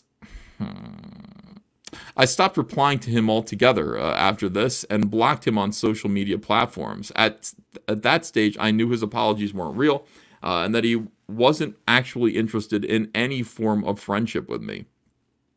I'd spent my first international con feeling uncomfortable, having to avoid a guy while I was at the convention itself and also while I was relaxing at the bar with my friends afterward. I had a few small bad run-ins with different guys at Thought Bubble, but Jason's the one that sticks out in my mind the most. When I first arrived at Thought Bubble, I was bright-eyed and excited to network with people in the industry. When I left, I felt thoroughly disillusioned with comics and decided it wasn't all it was cracked up to be. It seemed to be a place where this type of behavior ran rampant, and everybody knew about it, but you just had to deal with it. What? Adults trying to bang each other? You're kidding me. That runs rampant in comics? I felt like I had seen behind the scenes of how the comic community actually worked, and there wasn't a place for me there. I dropped my dream of being a comic artist shortly after and fell into a depression while I tried to figure out how I could have had my future still be art-related. I've hardly read a comic since. I guess you didn't really care about comics. I originally wasn't going to name Jason or mention any of this, but the reason I'm posting it is because a statement Jason wrote about recent allegations against Cameron Stewart came up on my Twitter timeline, and he said some things that really got to me. He said he had not been in situations with girls that he thought the ground was level, but failed to realize at the time that it was not. How can the ground be level when you're approaching a young girl asking her to come to your hotel room for free comics, based solely on your name and your works? He also mentions how women want the time they invest in comic space to be rewarding, and then goes on to say that sometimes they are looking for love, intimacy, and casual sex out of it. I feel he completely Sometimes these women are looking for love, intimacy, and casual sex, but they're looking for it on their own terms. I feel he completely missed the mark on why people have been coming forward with the problems that are happening in the comics community, and is also putting the onus on women. Women aren't coming forward right now to fight for casual sex in comics. They're coming forward to fight for their right for Jason Latour to not try to trade their vaginas for a handful of comic books. You wanna get some of my comic books? Listen, I'll make you a deal. You come up to my hotel room. Let me put PP in vajayjay, and I will give you Spider-Gwen. Issues number 2, not issue 1, it's rare. Issues number 2 through 8. I'll sign issue number 2. Deal? You know, I'm not writing this with any intention to cancel Jason or harm his career. I'm writing it to bring awareness to the fact that young girls are coming into the comics community and being treated like this by people who are more powerful than them and have more leverage in the community. None of these people have any leverage or power. It's the comic industry. They're all fucking losers, every single one of them. There has to be a complete overhaul of this kind of behavior in comics. We need to look out for each other and put a stop to bad behavior instantly when we see it. There is no place in comics for harassment, sexual or otherwise. Well, maybe there should be. Maybe there should be a harassment tent that you can go to where you're allowed to, and that's the place in comics for harassment, sexual and otherwise. And the men in comics need to shape up and take responsibility for the fact that their actions have a far more negative impact on women than they realize. Thank you for reading, Lauren. I don't know what to say. What the fuck? I love it. These guys just come forward. They try to say, not me. And then it's like, nope, me too. Come up to my room. You want some comics? Do you know who I am? No. I'm Jason Latour, author of such comics as Spider-Gwen. I know your favorite artist. I can introduce you to your favorite artist if you come up to my hotel room. Yes. Absolutely. So that's what's going on right now. We got Jason Latour. By the way, these guys are just falling down like dominoes. It's pretty fun. I gotta admit. Now, Jason Latour, I mean, just like this woman said. This woman said, I kind of said, I don't want Jason Latour around me in any way. And he keeps popping up where I don't want him. That's kind of weird. Like I keep kind of, even though there are some inconsistencies with her story, he asked me, he said he wanted to have sex with me in his room for comics. And he asked me for my text and my phone number. And yeah, so anyway, he texted me later. Wait, you gave him your text? You gave him your phone number? What? I mean, that's a mixed signal right there. I want you to come to my room to have sex with me. Wow, I'm with my friends right now. I'm not going to, for some comics? No, definitely not for comics. Well, can I have your phone number and your address? Social security number? And then you don't say, yeah, I gave it to him. You just wait until later and go, he texted me that night. How'd he do that? Why would he text you? Oh, because you gave him your phone number when he asked for it. I see. Yeah, all right, interesting. Anyway, Jason Latour keeps showing up in places where apparently he's not wanted, and he does it again. I mean, on the, this is, by the way, the woman that was speaking, yeah, I mean, all of these women, by the way, they, put up pictures of themselves like this. Many of them are actual legitimate sex workers. It's pretty peculiar. I wish I was making that up. They are actual sex workers who are complaining about this. It's time I spoke up. This is my experience with Jason Latour. Now, immediately after that, Jason Latour shows up and he's subject. I shouldn't have weighed in on this here. I'm sorry for everything. I'm sorry I took this to you so directly. I'm going to delete the tweets in the hopes that it doesn't distract from your space further. This guy goes, do you realize that pushing someone to notice you, even to make an apology when they clearly don't want to talk, is another form of harassment? Here's Aaron A. Alvarez, wannabe war campaigner. He says, leave her alone, dude. Jesus. Leave her alone, dude. Jesus. Oh, my God. Leave her alone. What was her number again? Could you share that with Aaron A. Alvarez? Hey, baby. Maybe you've seen my avatar of a hopeless nerd wearing three-dimensional glasses.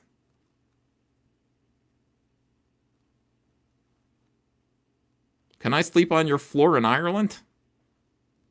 No, probably wouldn't work.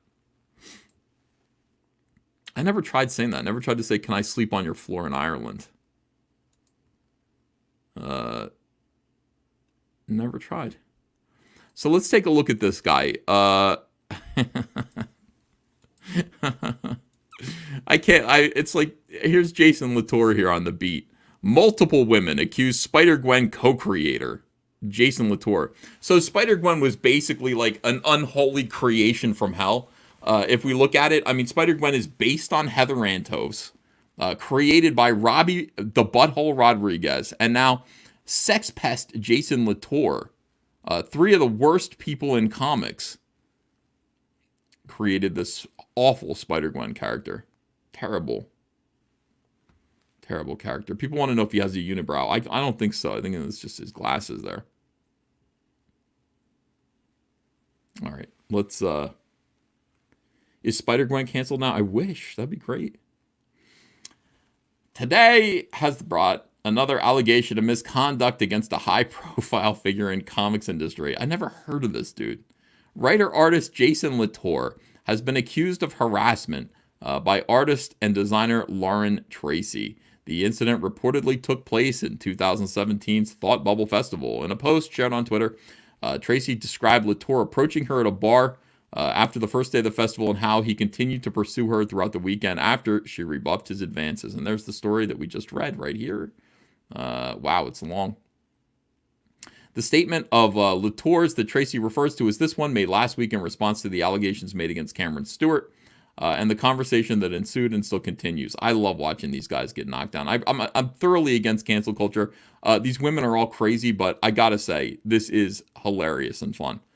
As Tracy's post circulated, numerous others chimed in to say that they had either witnessed Latour's behavior towards her or others, or had been the target of it themselves. Here we go. This person named Prank Sinatra Baby says, in light of Laura sharing her experiences with Latour, I'm fondly remembering the time Karen and I went out to Heroes Con dinner with friends and had a conversation about how he had creeper tendencies, only for him to creep on Karen at the Westin like 2 hours later. They're trying to have dinner. It's like, yeah, I fondly remember when I was in North Carolina at Heroes Con having dinner with a bunch of other gossips, and we were gossiping about this one dickhead. And then, believe it or not, he hit on one of us. How about that? Here comes Alex DeCampi, who's at the center of all this shit. Alex DeCampi is like Milkshake 2 right now. Oh, yeah, Latour has crept on a bunch of my friends. This is not isolated behavior. Matthew Shiel says, I believe Lauren. I was also there. Jason Latour wouldn't leave her alone. I don't know Lauren, but I've had a much smaller run-in with Jason Latour. I frequently told the story of Old Man Comics ruining my night at Heroes Con, explaining my career to me, telling me I needed to be meeting editors, etc. So I asked him what I did. He'd never asked. I don't understand any of that. What the fuck is anyone talking about? Hannah is writing a comic book, says, boy, oh boy, does this track. My experience wasn't similar, but it was extremely belittling and quite frankly turned me off of Cape Comics forever. I did a guest issue of Spider-Gwen and was told initially I'd have the full guest issue, except then, thanks to Jason, I didn't. Jason got me fired. All right. Latour initially replied to Tracy's account saying he couldn't deny what she said happened because he couldn't remember it, and apologizing for his behavior. He has since deleted those tweets, replacing them with another that reiterates his apology and says that he didn't. His replies to distract from her space further or whatever. Deleted his replies, I guess that's meant to say. Latour's alleged pattern towards both Tracy and Blumenreich. Ach, die Blumenreich! Die Blumenreich! May she live for 1,000 years. Follows a similar pattern we've seen previously, where creators with influence attempt to use their supposed clout within the industry, whether it's connections to other artists or the promise of work as leverage over women. The 1,000-year Blumenreich. The seemingly widespread acknowledgement of Latour's behavior, as Trey Dean put it, not even an open secret, but something everyone who knew Jason Latour was aware of, is indicative, again, that the responsibility of protecting those who might fall prey to this sort of harassment and of calling out the people doing the harassment, even when doing so is uncomfortable, falls on everyone in the community. It's everyone's job It's everyone's job. Look at this. Wait a second. Ask me about my feminist agenda. And it's a big fucking lesbian with a tree trunk. Ask me nicely about my feminist agenda. Who did this?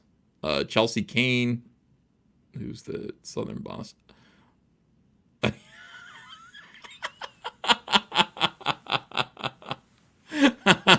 This is Jason Latour's book.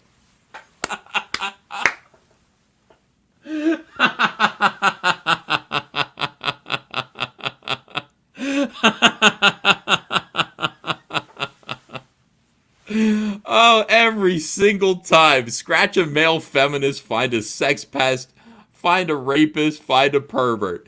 You gotta be kidding me. Oh my God. Jason Latour's book. Let me see when this was posted here. This is an older article from 2016, December 15th, 2016.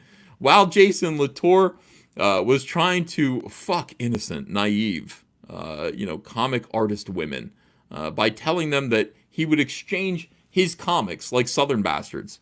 You want a copy of Southern Bastards in exchange for that punani? He was ask me nicely about my feminist agenda. Don't be a bastard. Oh my God. Oh, every single time. Every time you see this. Every time you see these guys, these like super try-hard male feminists, every single one of them is a predator. I personally don't care. Like the reason why I don't talk about this stuff is because I am not a sexual predator. I'm a sexual Tyrannosaurus Rex. A sexual predator. Well, not in the, not in the, but yeah, of course, a monster. Absolutely. But not a pussy, not like these guys, Yeah. For goodness sakes. So every time you see these guys doing this, every time you see these guys going out of their way to explain their own... I can't even take it, dude. Jason Latour, thank you so much for today's show. I really appreciate it, my friend. Really thoroughly appreciate that belly laugh. That is funny. Feminism is so tough. Ask me nicely about my feminist agenda. I'll beat you in the fucking head with this limb off of a tree. There's a big, gigantic lesbian that I drew, and she's gonna beat you up if you question her feminism. Now, do you want to come back to my room? Because I'm really powerful. I can introduce you to some of your favorite artists and comics. If you'll just let me rub chocolate and marshmallow all over your naked body in my hotel room. Let's make the cleaning lady hate us. Yeah.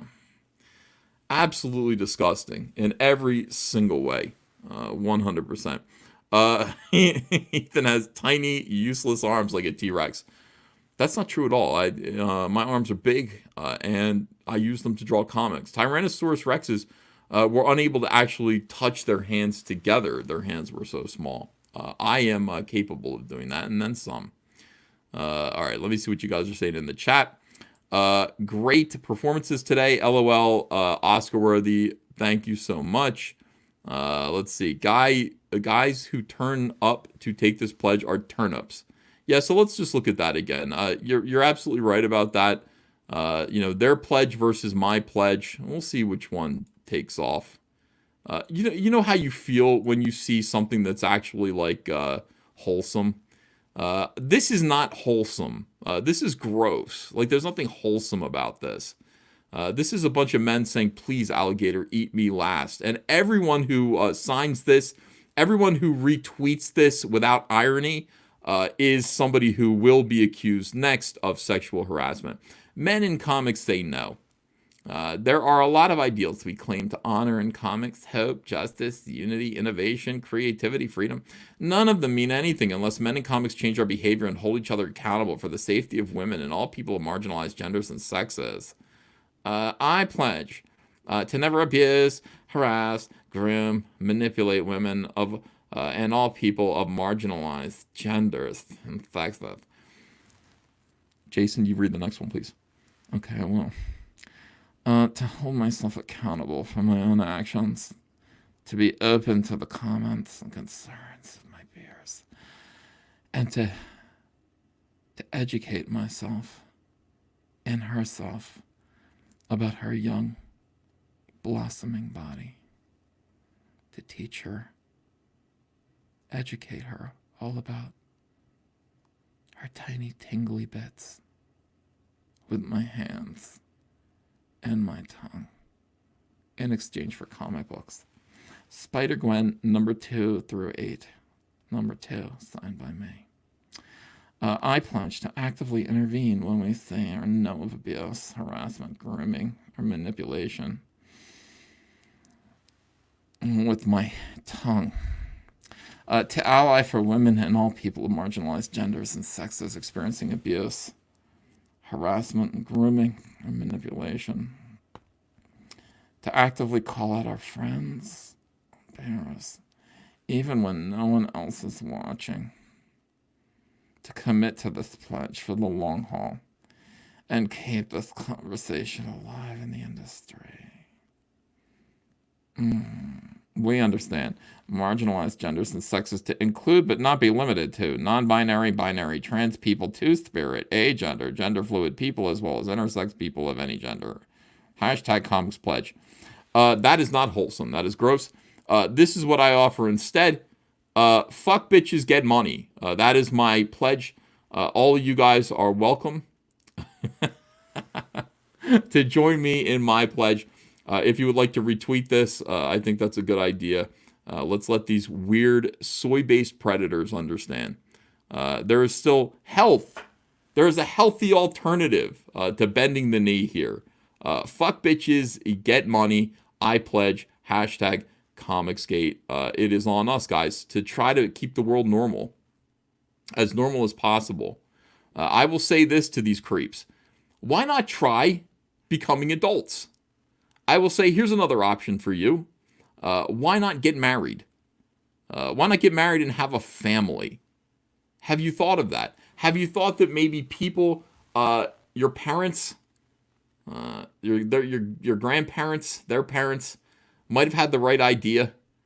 They weren't constantly falling into weird gay traps like this.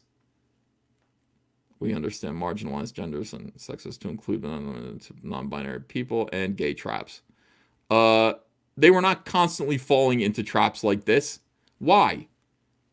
Because they grew up at a certain point. They got married, they settled down, and they focused on their work. And they were not focused at all on sexting young ladies. They were not focused at all on any of this. They didn't care about marginalized genders or sexes. They didn't give a shit. They don't care because they're busy taking care of their families. They're busy trying to figure out a way to get money. So fuck bitches, get money. That's the one way you look at it. Fuck bitches means, do not acknowledge females. It can also mean bang women. That's up to you. It depends. But do not acknowledge women. Ignore them and get money. You do that by getting married, focusing on your family, focusing on your job and your work, trying to make an income, trying to convince people every day, please go over here. Please buy Cyberfrog 2 Wreck Planet. Do not be a soy-based weirdo, concerned with non-binary. What the fuck? It's comics. It's just comics. It's very simple. You make a frog, you make a salamander. You offer a comic book, which is the greatest comic book of all time. Cyberfrog 2 Wrecked Planet, with a beautiful Jay Lee cover. You create a feeling of despair. You create incredible odds. You create a world full of living, realistic characters, friends, characters that you aspire to be like or to know.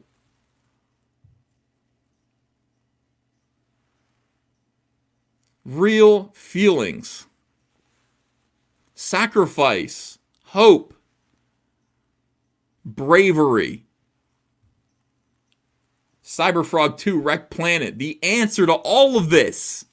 Back it today, everyone. Back it today if you haven't yet. 100% back it today. That's what this is all about. That's what the comic book industry should simply be about. We shouldn't be having conversations like this. The conversations we should be having are, how can we entertain more people? How can we create worlds, fantastical worlds that draw people in, that allow them escape, that allow them a temporary moment of respite from this bullshit, from having to worry about marginalized people, from having to hear about Jason Latour and all of his weirdness, and Warren Ellis and his nipple pics. We don't need any of this. We just want comics. We just want to make great comics, and that is what we do here. That's what we attempt to do here with Comicsgate. Right now, I'm spending every waking moment thinking about Cyberfrog 2 Wreck Planet, making this comic book superior to any other comic book that will come out this year, making it an event that will break your heart, that will fill you with excitement, that will launch your imagination, that's going to make you ask questions, draw fan art for me. I want to see that. I want to see people drawing my characters, sending them to me on Twitter. I want to create enthusiasm from the ground up. This is not corporate comics. This is independent comics. This is just us, everyone. This is you and me.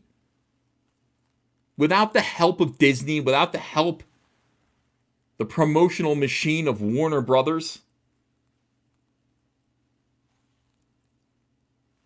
this is what it's all about. You and me doing comics. I'm going to draw comics for you. Cyberfrog 2 Wreck Planet will be the event. It'll be the comic book that everyone is talking about. Everyone is going to be talking about this Christmas. Every single person. They're going to read it. They're going to review it. They're going to talk about it. They're going to anticipate what comes next. And then we're going to do Rainbow Brute. Rainbow Brute will already be launched. We'll already be launching Rainbow Brute. And because of the success of this campaign, $937,000, guys. Well done. Now, we just got another backer. Thank you so much. We got another backer on board here. Because of this, we're able to do great things. Look at this, $900,000 update. Now, everyone who backs this comic book at the $25 level, get the Jay Lee comic book. You're going to get a copy of Heartsick Horror, another Cyberfrog comic book. You're going to be getting the Salamandroid Color Zine. You're going to be getting 2 big stickers, 6 trading cards, 3 of which are chromium. You're going to be getting a Cyberfrog keychain that is pretty cool. It's going to be kind of like a rubbery Cyberfrog, the kind that the image from Cyberfrog #1 of him jumping, hanging from a keychain. And you're going to be receiving this Cyberfrog right here. This right here is coming your way for just part of your package. You back at the $25 level, you get this package. If you back one of the honeycomb boxes, you're going to get Salamandroid too. You're going to get a Cyberfrog and a Salamandroid PVC with a beautiful bendy tail in it. How much more can we do? This is all about a respite from the craziness, the toxicity. I thought about this morning. I woke up and said, you know what, toxic really is apt. It is a fair word to use to describe the comic book industry right now. It is toxic. Nothing can grow there. When you say toxic, what does that mean? It means nothing can grow. It's poisonous. It kills everything. We've got guys just bending the knee and apologizing to crazy women who have no business in the comic book industry anyway. They're not creating anything but turmoil and static. These weird feminists are in the comic book industry for the sole reason, the sole purpose of changing what it's always been for, who it's been for, and to create pain, turmoil, static, disorder, and completely undo this wonderful, awesome hobby that we've been enjoying. I've enjoyed comic books since I was 12, 1986. Just take it all away. It was a way for men to express what manhood means. It was a way for men to tell other men what their gender roles were, what we should aspire to be, and feminists can't have that. We'll take that away from them. It's just one more thing that we're going to remove. We're going to create confusion, and then we're going to destroy it, and that's what they've done. And now this is Order 66. Execute Order 66. Any man still twitching, shoot him down. This guy hit on me in an elevator once. Ah! I'm so sorry for hitting on you in an elevator. I'm so sorry. I need some time to go away and reflect about my behavior, my actions. You ain't coming back. We're taking away all your work. You're not working at DC. You're not working at Marvel. Any projects that you had in the pipeline have now been removed. You are labeled henceforth as a sex pest or possibly a sexual predator. Your life, your career is over. Fuck you. And now on to the next target. We can avoid this. Comicsgate is just going to ignore all of this shit. We're not a part of it. We don't care. No, we're not pledging anything to anyone. The only thing that we're pledging is to make great comics, to do our best to make the best comics possible, to offer more value to our customers. Thank you, guys. Thank you for this. Thank you for this support. Thank you for making Cyberfrog into a big hit, a big success. We owe it all to you. Cyberfrog Unforgettable Tales. Andrea is getting ready. We're getting prepared to ship this to all of you guys. This is going out in 4 weeks. 4 weeks. Cyberfrog Unforgettable Tales is shipping to you guys. Wow, thank you. A lot of backers, a lot of new backers. This is going out to you guys very soon, and I will tell you this. These are $10 each. These books are the cheapest Comicsgate projects yet. $10 per issue. They come with 2 trading cards for the trading card set and a bumper sticker. The books themselves are foil enhanced. These books are so fun. Like, we put a puzzle page in them for the kids. In the back of the book, there's an actual puzzle page so that you can do. Brand new. We dug out some old Hall of Heroes stuff that hadn't seen print. Threw that in these books as well. These are really, really nice packages. I think everybody who's seen them, is pretty excited about how these turned out. So make sure that you back Unforgettable Tales. Don't miss out on this. Don't miss out on this. Don't miss out on Cyberfrog 2 Wrecked Planet as we push forwards. Wow, we just hit 938. Yeah, guys, I mean, look, Executive Honeycomb box set's only 191 left. That's $200. Yes. That's a lot of money, but let me just show you what you get for $200 for your Honeycomb box set. First of all, it looks like this. It's a really, really nice box with a magnetic seal that opens up like this. Inside the box will fit 10 comic books plus all of your goodies. Not your toys, though. Your toys are going to ship on top of the box separately. Not separately, in the same box, but not in the box, in the shipping container. We can't shove these. I mean, the Salamandroid toy's huge. It's gigantic. It's like 2 feet long. So we're going to have to ship it, ship that wrapped up in the same box, but not in this container. The ultimate way to enjoy Cyberfrog 2 Wrecked Planet. It's a sturdy portfolio with a magnetic seal covered with honeycomb material printed on the outside. By the way, we are working now on the Blood Honey box. So we are going to be adding the Blood Honey box to the Warts and All campaign in next month. That is, I decided the box is going to be, we're going to do the Vespis coming out of all the, the beehive, the hive material here. So that's going to be the outside of the box. It'll say Blood Honey on it. Inside the box, you'll get 1 copy of Jay Lee's Wrecked Planet variant cover, signed. 1 copy of Salamandroid Death's Sting with the triple gatefold glow-in-the-dark cover, signed. 1 copy of Cyberfrog Heartsick Horror, which is a bonus comic with art by E.J. Morges. You're going to get an exclusive, this is not available anywhere else, exclusive gold foil and embossed Ultimate Blood Honey. This will be only available with this perk. So what it's going to be is we're going to take Cyberfrog Blood Honey and 1998 The Diary of Heather Swain. We're going to reprint The Diary of Heather Swain at full size, okay? And we're going to throw it in the back of this thing. Ultimate Blood Honey will have a spine on it. It's going to be gold foil embossed and just the ultimate second printing of Blood Honey. You can only get it if you buy this box. I'm only printing 2,500 copies of them. So it's 80 pages total. Heavy gloss paper, perfect bound with a spine. The cover will be gold foil. With the sculpted classic jumping image of Cyberfrog on it. Absolutely gorgeous. This edition is truly the jewel of your Cyberfrog collection. It'll be printed to match orders on the Executive Honeycomb box set. So maximum of 2,500 of those are going to be in existence. And I say that to say that the exclusives in this box set, if you sold any one of the exclusives, you would end up paying for your own box set. I'm quite sure. You're going to get one copy of Amphibionics #2, which is an ash can reprinting a story from 1998 in full color. One copy of Cyberfrog Wreck Planet Our Heroes Chromium Edition. One copy of Cyberfrog Wreck Planet Villainous Scum Chromium variant. One copy of Cyberfrog Wreck Planet I Spit on Your Hive exclusive Chromium variant. This copy of Wreck Planet is only available in the Honeycomb box. You're going to get one exclusive Cyberfrog wall calendar featuring artwork by Kanan White, by Rob Willis, by John Malin, by Kelsey Shannon, by Kyung. Do I have a Kyung piece? I might not have a Kyung piece. I might have just lied then. But by all of the best Comicsgate artists. You're going to get one of every additional regular perk and achievement that this campaign sees from here on. You won't miss any of the Ashcans, cards, stickers, whatever. It'll all be found in your Executive Honeycomb box. Consider this a subscription to the campaign.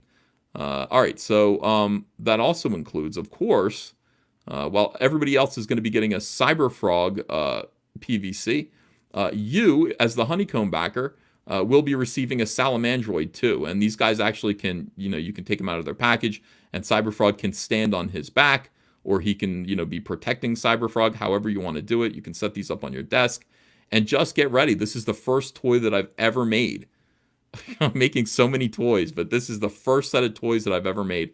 I'm going to be launching Salamandroid I'm going to be adding him onto this campaign pretty soon, so that if you want to buy as many Cyberfrogs and Salamandroids as you want, you'll be able to buy them separately as well. But if you back the Executive Honeycomb box set, you've already got him. You've already got one, so don't worry about it. It's already on its way to you. Thank you guys. We're heading towards $940,000. Appreciate all of that. Do as you're told. The Ballad of No comic book by your boy Zach. He snuck this one past us. Another comic book with him and Kelsey Shannon talking about the state of the country right now. In his opinion, things are fucked up. And so he's got Kelsey Shannon to bang out this beautiful brushstroke artwork here. I mean, this is just absolutely gorgeous. To tell a story about the insanity based on the rip from the headlines of the world right now. You want to throw Zach some support, buy a copy of this book and buy one of these face masks that just says no. And by the way, wear this mask around Jason Latour, young ladies. Wear this mask around Robbie Rodriguez. The answer is no. No. Weirdos who created Spider-Gwen, no. It's a good idea. I think more women should buy that mask than men right now. Also, over here on our eBay store, we have a link if you would like to, and you haven't read Cyberfrog Blood Honey, or you missed any of the items, or you're still collecting some stuff. Andrea is monitoring the eBay store very closely, and look at this. We have 1,387 happy customers here. Everybody's getting their stuff very quickly. Any problems that you have getting your books, we fix them right away. If they come damaged in the unlikely circumstance that happens, we fix it right away. We're really, really on top of it with customer service right now. You can get a Team Up variant signed. By the way, these are the lowest prices as far as I know on eBay right now. $30 for Cyberfrug Blood Honey Team Up signed. $60 for everything, one of everything here. You get both ash cans, Team Up, and all of the perks. And here's the Ashcan set with the Team Up. If you don't want the perks, we offer that for $5 left or less. Cyberfrog Blood Honey Chromium, the Salamandroid edition, the most rare version of Blood Honey. We have 100 of them here. Well, we have 100 minus 72. If you haven't gotten one of those yet, you can get them for $100, which is the lowest they're going for right now. It's pretty great. Cyberfrog Ashcan set, $25. If you missed the Ashcans, you just want to get those. You can get them. I think we put 200 up, and we've sold 126 of them so far. So the link is in the description. Go through and make sure that you get what you need. If you buy today, you'll have them Friday, I think. If you're in the United States, I think you will get your books on Friday. So we're really, really quick with this stuff. All right, let me look at what's going on with super chats. See you guys. I know, I missed you guys too. Some of you were like, "Oh, Ethan, we haven't seen you in so long. We need you to live stream every single day." And I'm like, "I know, I missed you guys too. I just couldn't find the words to say it. I just couldn't find the words." All right, here we go. Let me see what's going on with these super chats. We've got quite a few here, and thank you guys for sending super chats. Good morning, sir. May your sun shine brightly, says 200 Watts Studio. Let's see. Is it true that Preston has requested that a knot be added to the tail every 4 inches? Says 200 Watt Studio. Yes, it's true. TM says try Penny Lane Barbers in Voorhees. Well, that's good to know. I guess you're a local here. Lord Rich Speck says, imagine having to write up a pledge to do what normal, everyday, real men actually do out of normalcy. I know. David Bowser says, for every woman the Gale got to read comics, 10 men left. In any normal industry, those are statistics that get you fired and trebuchet into outer space. Yep, and I would say more like 100 men left. Old Taku DD says, what will you do to celebrate when Cyberpunk 2 tops 1 million? I don't know yet. I'm going to give you guys something extra, but I don't know what it's going to be yet. Louis A. Harmio says, yo, EVS, send nudes through OnlyFans. Oh, yeah, OnlyFans is where you can send nudes to people. Okay. David Bowser says, please, God, don't send nudes to Ethan. No fat pics. Don't send nudes, Ethan. No fat pics. View of Uranus says, and they try to destroy the MGTOW movement. Can't let the victims get away.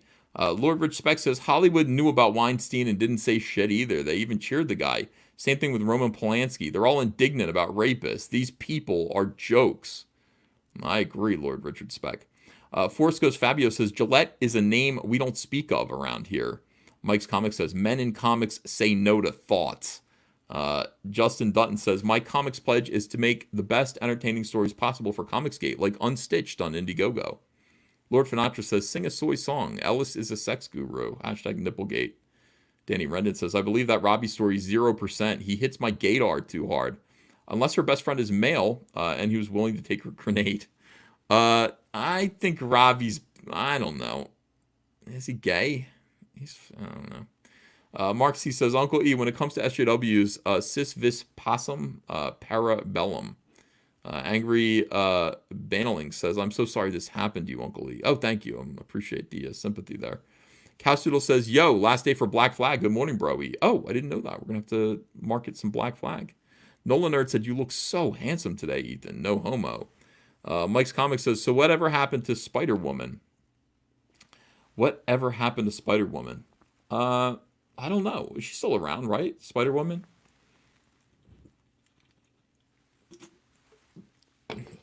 Glug, glug. Ed Tenorio, 100, says, so what do you think of Comics Pledge? I don't need to pledge to do something I've been doing all along, treating people with respect and dignity, minus being a male ally, feminism. I think it's a bunch of very terrified men saying, please don't come after me. I think the men who signed that pledge are guilty of whatever these crimes are, these fake crimes are. They've been going to comic book conventions for a long time, and they're just hoping that nobody comes forward and says anything. 200 Watt Studio says, hold fast, Ethan, hold fast. SBDA242 says, I pledge to buy more Comicsgate comics. The pros are mad. Mr. E says, we need to stop women from suffering. We should end all women's suffrage. Ed Tenorio says, I just found out about this pledge on Instagram from an artist I just unfollowed. Even a feminist came at me for pointing out a major flaw in it. Mark C says, men in comics do need to shape up. If you're going to trade comics for the VJJ, should at least be Byrne Claremont X-Men comics.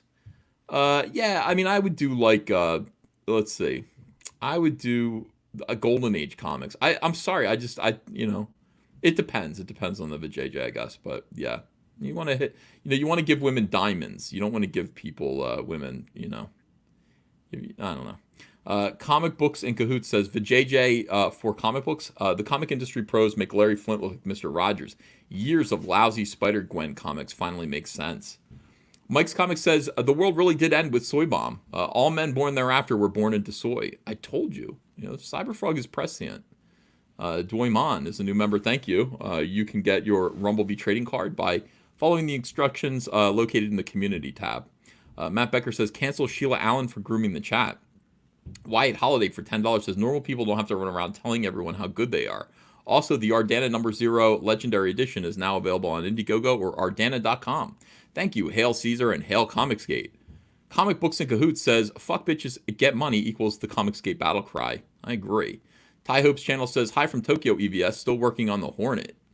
Oh, good. Oh, yeah, thank you. Let me know. Hank Spectrum says, good morning, hashtag Comicsgate. Escapist Entertainment says, how was your Father's Day, Ethan? It was good, but let me see.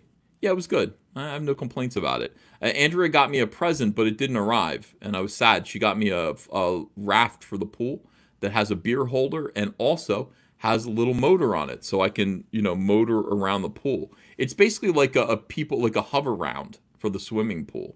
The implication is that I'm really fat and shouldn't have to pat on myself. Escape is Entertainment. Oh, thank you. At Apex Comics says, I'll bet EVS is on page 16 on Wreck Planet. No, a little past that. Plan 9 Good Time says, any chance you'll do a Green Lantern 80th cover? No.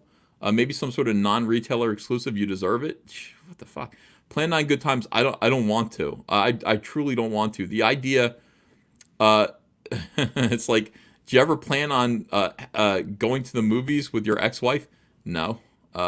No. But you deserve it. No, I don't want to do that. No.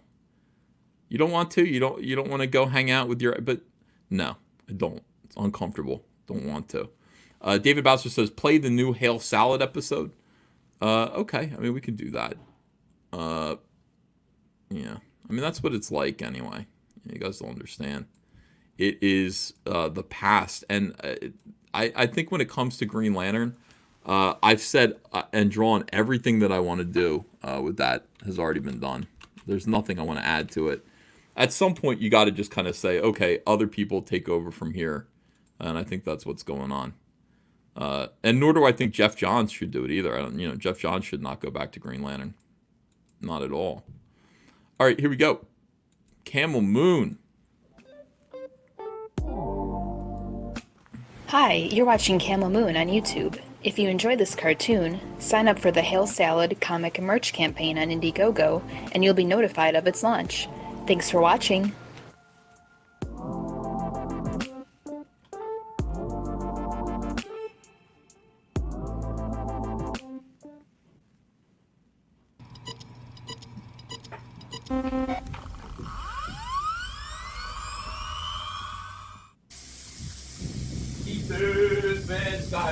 Whoa. Eat this, Van Skyber. Oh, hi. You could edit out the part that I puked. I want you and Malin when I'm in the bathtub, naked, covered in hot, soapy suds. I would invite Zach, but Zach would be no fun. He's got more reason to leave than any of us. What the fuck? Why am I sitting down when I take? Laughing. Go on.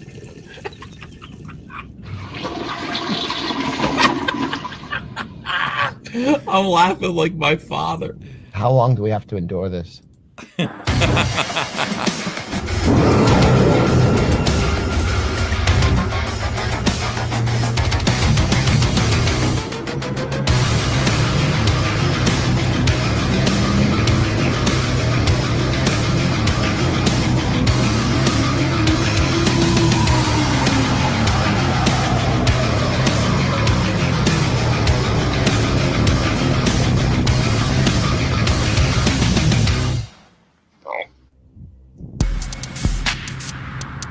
Oh shit.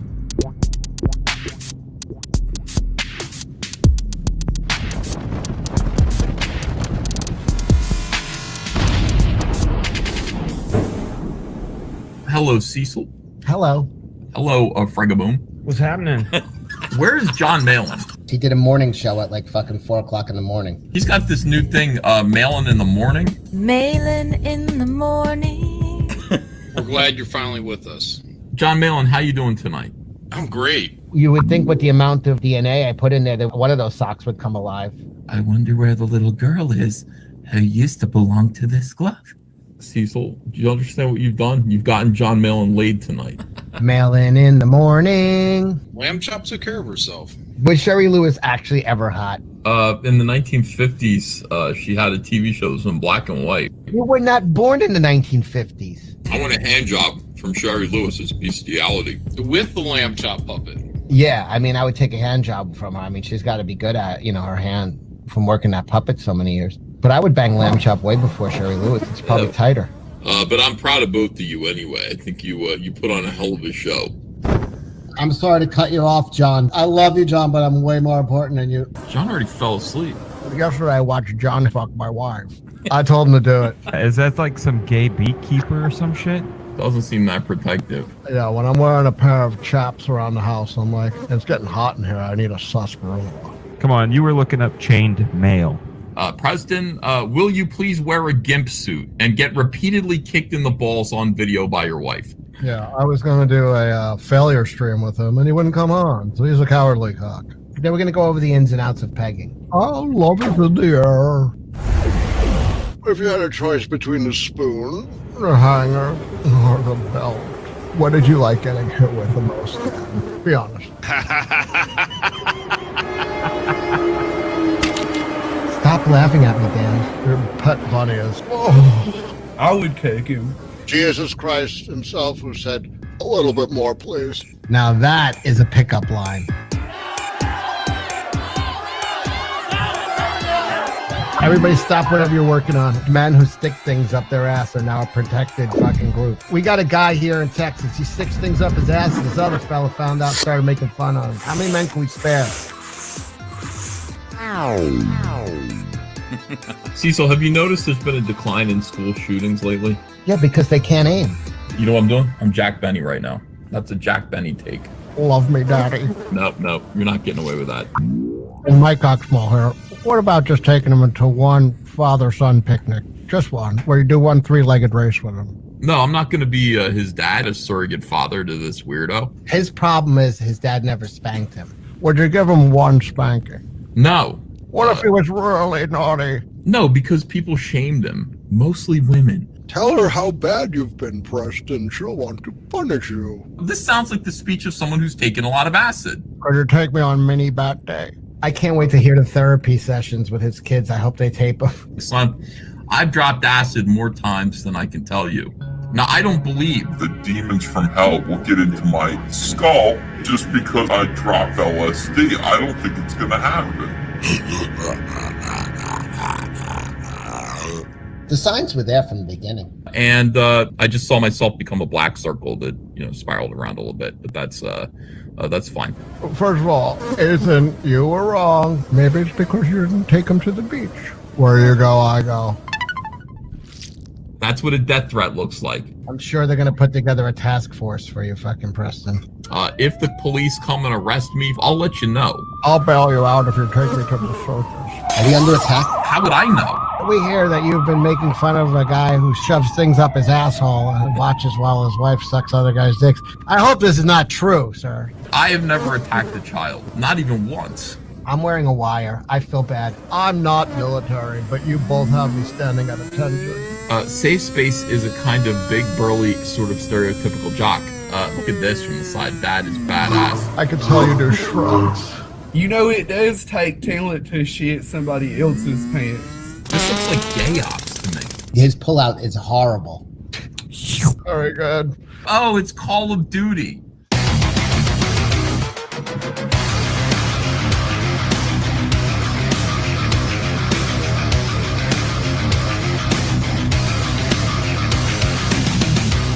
I love Puerto Rican guys. I can't. I love Puerto Rican guys. Great work, Camel Moon. I guess. Great work, Camel Moon. Fuck you, Camel Moon. What am I going to say? I thought that episode was good. I thought it was too noisy, though. I didn't understand. There were a lot of scene changes and too many characters and too much Cecil. Too many Cecil voices in that.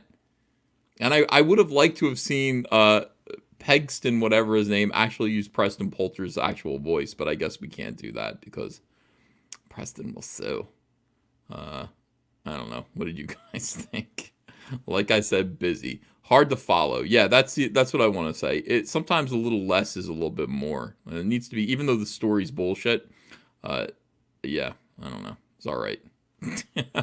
Laughed a couple times. Let's see. That was brilliant, says Christine Venner. Awesome. Thanks, Camel Moon. Never enough Cecil. No, there is. Believe me. I've been in a situation where there was enough Cecil, where you get, yeah, that's enough Cecil, that's fine. No more, please. Cecil was funny for a change. Anna levels of picky, says Lama Gigante. No, I'm just saying I didn't always like the first time I saw it. I watched. This is the second time I watched it, but the first time I watched it, I was like, I don't understand. I get it now. Those cops are the cops that are supposed to come and arrest me for making fun of Preston, laughing at his videos. I didn't get that the first time. I didn't understand that. But yeah, those are the police that are going to knock on my door. The Texas PD.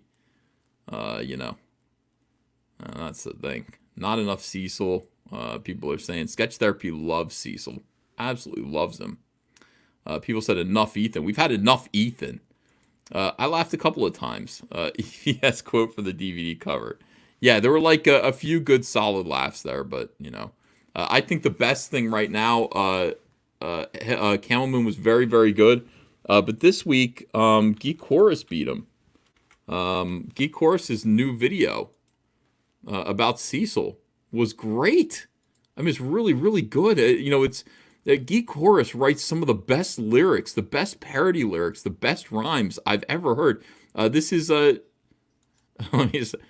Cecil Blues, Johnny Cash Grab, genius.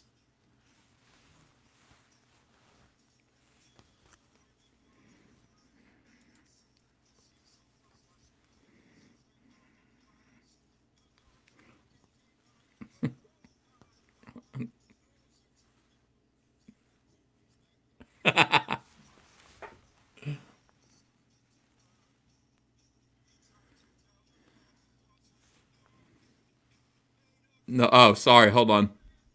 Oh, sorry, my bad. Looks like I forgot to hit the sound on the... all right. I'm changing the world. God damn it. I hate when I do that. Share audio. Here we go. Back to the Cecil Blues. And it was good until I... All right, here we go. Early one morning while wearing a mask, Cecil was live streaming as he drank from a flask. The dog walker came by and said, oh my God, there's a drunken lunatic in Judy's backyard.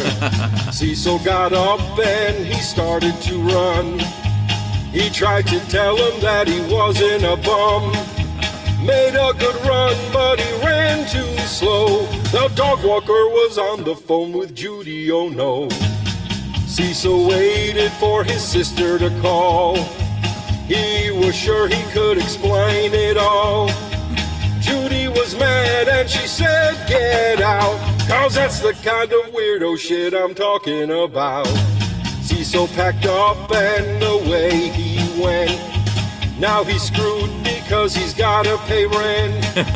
No more yacht club, no more drinks by the shore.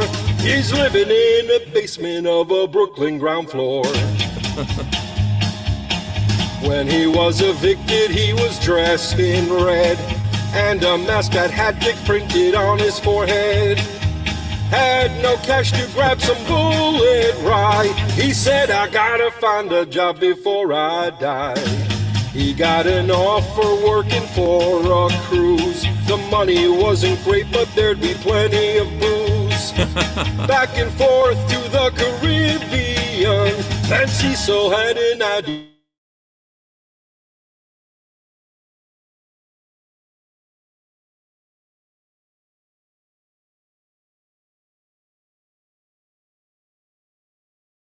That seemed way more fun. Come on, Phil, you better think of something or you're stuck drinking swill. Cecil said, don't worry, E, this idea's a hit. I'll tell the backers up front that they ain't getting shit. I'll throw in a poster of that Star Wars girl, a cover with John Malin getting his rosebud swirl. Kelsey will smile as he picks up his pen. He gets to draw Anna and then draw her again. Many times you get her boobs just right. If he complains, I'll send a hooker for the night. Let's all help Cecil with this tragedy. Go and back cash grab so Cecil can live free. Yes. Oh, the end. Oh, fantastic. What can I tell you? You are the best, Geek Chorus. You know, I'm glad that went off without a hitch, you know. No problem. Oh, what is this? No! Oh, you're kidding me. Oh, the sound went out. F. Oh, this is the worst thing ever. I am so sorry, everyone. Next time. We'll play it next time. And next time we'll make sure that we have internet all throughout the entire thing. Oh, I'm so sorry.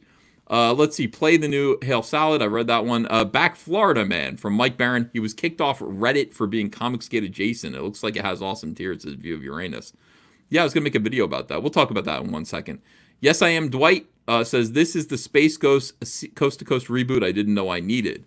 200 Watt Studio says, recently rewatched the debate with you, Nick, and Jason Youngblood over a year ago. Heel versus Babyface was in the chat. Oh, was he really? Oh, how about that? Yeah, I haven't gone back to watch any of those again. I don't know. Let me see here. I probably should. Florida Man, Reddit, Bleeding Fool. Let's see if we can get an article about this up. Talk about this. Oh, yeah. Blacklisted for wrongthink. Oh, yeah, please. These people. Now, here's the thing. This got brought to my attention, and I had some people mad at me. They're like, why aren't you covering this? And my attitude about it was, I don't know, because it doesn't seem like that big of a deal to me. Like, it's just kind of restating something that's been said over and over and over again.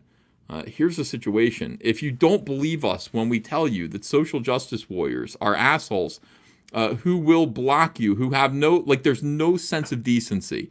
These guys will not permit you to speak about Comicsgate on their forums. You can't even come there and say, I think Comicsgate is good, only to be shouted down by idiots. They don't even let you do that. You can't even talk about it. On CBR, they will cancel your account. They will close threads that are about Cyberfrog or Comicsgate or any Comicsgate related material. And surprise, surprise, they do it on Reddit too. So this to me is like, I don't know, not a big deal. Like we've already been down this road. But for those who haven't, it's happened again. Florida Man creators blacklisted for wrongthink for promoting comic on Reddit. This might be overstating it a little bit, but here we go. Reddit is one of the world's largest forums and social news aggregators. And one of the largest discussion websites for pop culture. When the editor of Mike Barron and Todd Mulroney's latest crowdfunding comic project, Florida Man, made an innocuous promotional post on the comic book subreddit, a website which boasts over 1.2 million subscribers, he was quickly and permanently banned. Not for violating any of Reddit's rules, but because the moderator looked up Braley and learned he was also an editor of Bleeding Fool. Since this website has given what could arguably be considered fair coverage of the consumer movement known as Comicsgate, this random anonymous moderator permanently banned the Bleeding Fool account and any mention of the crowdfunding project. All right, we are at war. You understand? This is, when we talk about the culture war, we are at war with these people. There is no fair play. No quarter is given and no quarter is asked for. If SJWs are gatekeeping Reddit, this is something that we need to be aware of and just avoid them. Just not use their site. Because we don't want to be in places where SJWs have power over us. I mean, that's kind of the thing that, I guess it's okay. We go back there, we want to say over and over again, look, these guys are playing unfair. You know, these guys are bigots. These guys, do not give comic creators a chance based on the fact that they're Comicsgate. They lie about what Comicsgate is, what it means. And therefore, if you're associated with Comicsgate in any way or supportive of it in any way, they're going to blacklist you. Yeah. I guess we go back and do that every now and then. I just get tired of it. I'm like, fuck these people. Like, I would never go to Reddit. I would never go to CBR. I would never go to any of these places that I am not welcome. I just wouldn't go there. I'd much rather go places where I am welcome, and I'd much rather succeed gloriously using the trail that has been blazed by other Comicsgaters. For success. Here's the resulting exchange. You've been permanently banned from participating. You have been permanently banned from participating in our comic books. You can still view and subscribe to our comic books, but you won't be able to post your comments. Note from the moderators. If you have a question regarding your band, oh, it's for Comicsgate support. You're banned for Comicsgate support. If you have a question regarding your band, you can contact the moderator team for our comic books by replying to this message. I'm not sure how this works. What did I do to get banned? I thought it was cool. Comicsgate support is not tolerated on this subreddit. Such as pro-Comicsgate websites like Bleeding Fool and Comicsgate-led crowdfunding campaigns like those from Chris Brawley. All right, so there you go. I mean, look, these people are everything that we say that they are. They're everything that we say they are. Don't allow them. You understand? This gave Null here, this gave this person a boner to be able to exclude you from the subreddit. You don't need it. It's not important. We want to frustrate them by showing them that they have no power over us and that we succeed gloriously in spite of them. Step one for this creative team here, Mike Barron and Todd Mulrooney, is to proudly and loudly declare yourselves Comicsgate, thereby receiving the support and sympathy and protection of Comicsgate. To just go, well, we're kind of Comicsgate adjacent, but not really. Look, they are going to see you as Comicsgate. No matter what you say, they're going to see you as Comicsgate. You might as well just jump in with both feet. Why would you? I can't support this. I can't support this whole thing. Where it's kind of like, well, I'm kind of Comicsgate, but I might not be Comicsgate because what if like Dark Horse comes and offers me another job? Then I gotta denounce Comicsgate in order to get my job in the mainstream. I can't do it. I can't be a part of this. Going back and forth. Supporting people who say they're part of Comicsgate, only to be denounced by them later so that they can keep their mainstream jobs. How many times have we seen this happen? And in the meantime, this is the reality of it. This is the reality of half-stepping around Comicsgate. You will get banned from everywhere. Other people see you as Comicsgate. There is no way. You cannot crawl to these people. This is the equivalent of this. Men in comics saying, no, we're not going to, please don't. No, we're not going to harass and abuse women anymore. Fuck bitches, get money. Hashtag Comicsgate. Throw in with Comicsgate. Dedicate yourself to Comicsgate. Do not be a traitor. Do not be somebody who's like, well, we'll see how things go. Do not hedge your bets. I just said people don't believe it when we say this. People do not believe it. They go, well, I don't want to be We are so much stronger when we're together. When we're a group, when we are Comicsgate, we are strong. When we're Comicsgate, we are a movement that people are afraid of, which is why they try to peel us off, which is why they try to separate us and get us to be kind of, hey, you guys, maybe you don't want to be part of, and they try to make us smaller and smaller and smaller. And then those small pieces die off. Those guys who go off on their own, they're still Comicsgate. They still see you as scum. They're not going to let you post on Reddit. They're not going to let you post on CBR. They're not going to give you mainstream jobs.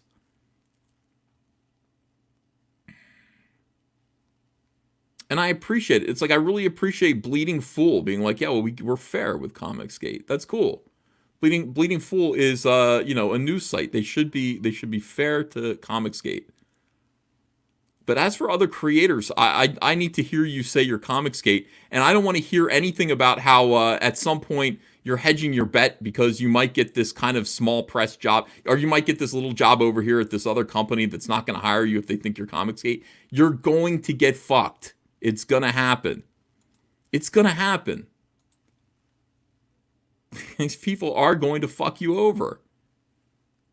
Throw in with Comicsgate. Jump in with both feet. Be proud to be Comicsgate. Be a part of strengthening this movement. Be a part of a large, powerful group of people who are succeeding right now. The mainstream, you got to believe me, there's nothing left. There's no reason to be a part of the mainstream anymore. They're dying. And if you're part of the mainstream, eventually, apparently, they're going to call you a rapist. They're going to destroy your life. One way or the other, your life is going to get destroyed if you hang out with the mainstream. Your best bet is to realize that this is all true. This is all real. Yes, Reddit is going to ban you. It's not the worst thing that could possibly happen to you.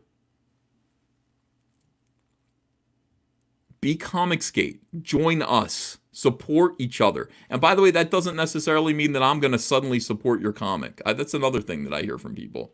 Oh, when am I going to get to be on your show? I don't know. Maybe never. I might not care. I might not like your book very much. But that doesn't matter. Be Comicsgate. Join the community. Join with these other people. Support other people in this community. Promote their books. Maybe they'll promote yours. There's nothing left in the mainstream. There's just nothing there for you. And I'm not going to be in another Doug to Naples situation. I'm not putting myself in that situation where I'm promoting people who are half-stepping, who are exploiting this movement. I'm not doing it. Just not doing it. I want to see dedication, passion. I want to know what you can do for me, frankly. What can you do to make Comicsgate better? What can you do to make Comic Artist Pro Secrets better? I want to be on your show. You want to be on my show? What can you do to make my show better? I know what Dan Fraga does for my show to make it better. I know what Malin and Cecil, I know what these guys do on my show to make it better. What do you do? What are you offering me to make my show better? I don't take money from people. I don't want money from people. But there's this whole thing where it's just like a lot of takers, a lot of half-steppers, a lot of fence-sitters.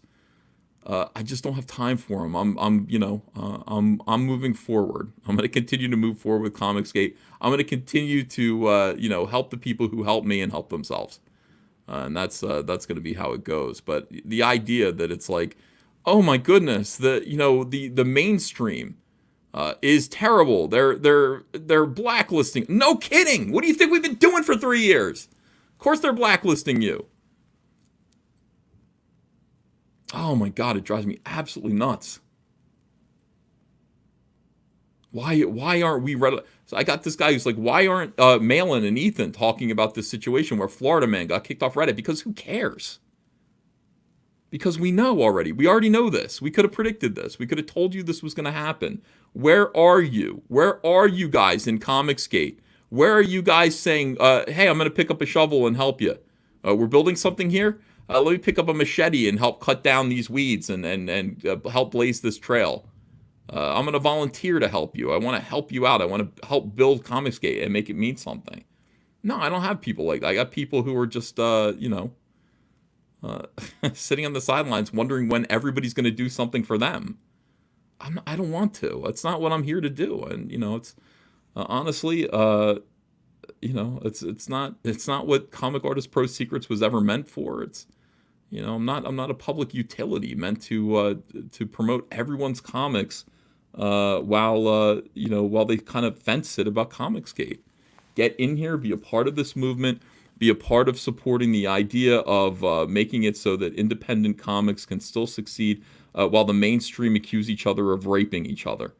And while comic book stores close down, while DC gets divested away from AT&T and becomes, there's no more publishing arm at DC. Well, Diamond is unable to continue to, fulfill comics. All this stuff is going to be happening this year.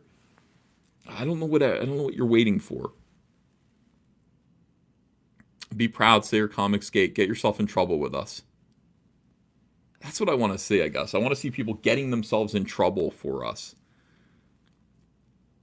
That's what Dan Fraga did. Dan Fraga just said, I'm fucking Comicsgate. I'm Comicsgate. Here's why. Screw you. I see what you're doing. I don't like you guys. I think you're up to no good. I think, what's going on in comics is harmful to comics. And social justice warriors are terrible people. I am Comicsgate. Deal with it. Oh, we don't like you anymore. Well, that's sad. I'm sorry. I'm still the same guy. I am making a moral judgment, and I'm Comicsgate. That's Dan. Dan got himself in hot water with us. Appreciate it. Dan's going to receive the support of Comicsgate. I'm going to make sure of it. But if that's not you, don't come around here. Don't come sniffing around here. I don't want to hear it. I just don't want to hear it. I don't want to do it anymore. Yes, I Am Dwight says, High Noon is the board game for Comicsgate. Got slammed by Reddit already, but we refuse to bend the knee to SJW weirdos and we'll always back Comicsgate talent. Hail Comicsgate. Thank you. Yes, I Am Dwight. High Noon, everyone. Yeah, right. They finally came to cancel me. Where's Ethan? I'm right here. Where were you? Right, exactly. Where were you? Why aren't you here on my show making me look good? Why aren't you here making my show funny? Why aren't you here making my show more fun? Why are you doing that? I don't see you here until you need me to help you somehow. I can't do it. It's boring. Fragaboom's the man. Frag is here. He says, bacon love.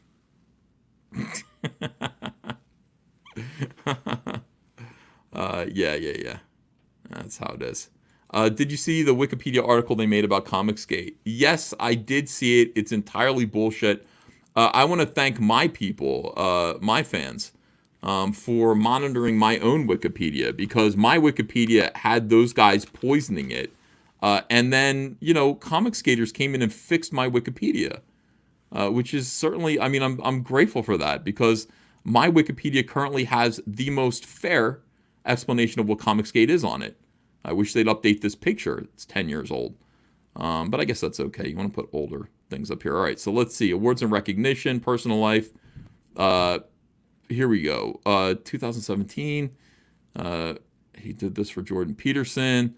Van Sciver became a central figure in Comicsgate, a movement in opposition to what he sees as political correctness and anti-consumer practices in the content of North American superhero comic books and the kinds of creators who work in the industry. Van Sciver is also a prominent figure in the Fandom Menace, a Star Wars fan movement with similar goals and methods to Comicsgate. That's right. Thank you so much. Whoever wrote that, that's huge. I appreciate that. That is exactly what Comicsgate is. Before it's like a controversial movement that critics have said harasses women and people of color. I don't harass women. You guys harass women. You guys are the ones who have to create... we should do this, dude. The mainstream comic book industry does nothing but harass women and people of color. They admit it. They have to take a pledge to stop themselves from doing it. They literally, the mainstream comic book industry, which sits there and makes up shit about Comicsgate harassing women and people of color, literally has to come up with its own oath, its own pledge now. And the people therein have to take this pledge to promise that they'll stop harassing women and people of color. I don't have to do that. I don't have to make a pledge like this. This is my pledge. Fuck bitches, get money. I abide by that pledge. That's my oath. These guys have to sit there. I promise to never abuse, harass, groom, manipulate women. Evidently, this is a real problem for the mainstream.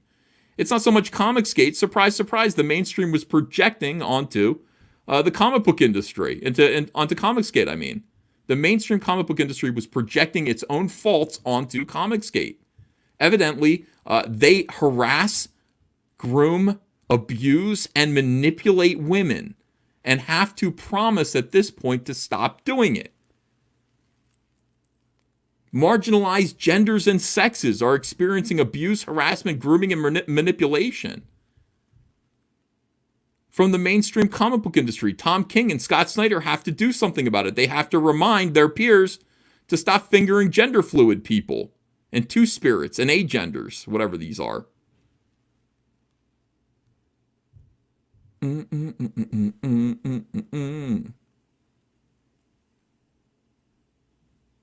They harassed women of Tico. That's right. Terrible. Ask me nicely about my feminist agenda. Sorry, but you're threatening to drop Southern Bastards over our charity variant? Don't let the door hit you or the Lord split you. Just hilarious when people think Southern Bastards is suddenly doing something out of character political posturing. Do you even comic book, bro? Even if Jason and I weren't philosophically behind this charity variant, we are. We think it's readers. What reader thinks it's out of character for Roberta? If nothing else, Bastards has made an effort to show how complex life is, even for broken assholes. So take that whiny baby man shit elsewhere. Sorry to vent. Don't understand why some dudes think everything is a direct threat to their manhood. Wait, shit, that's what this book's about. Jason Latour, you have been canceled by women who all have one singular complaint of your creepy stalking. That you offer women comic books in exchange for their honor, in exchange for their virtue. In exchange for their virtue, you offer them copies of your stupid Spider-Man comics. I'll give you some Spider-Gwen comics for your vajayjay. No, Jason Latour, women are sick of it. Women do not want you to represent them or to trade your comics for sex anymore. So sorry, it was a good try. The whole thing about my feminist agenda, a good try. Turns out you are just like everyone else. You are a sex pest and a creep. And look, a string of reports from across the comic industry. Can I come sleep on your floor in Ireland?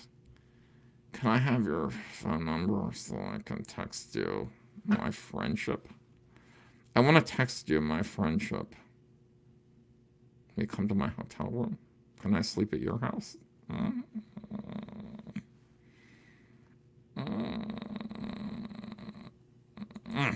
Men in comics say no.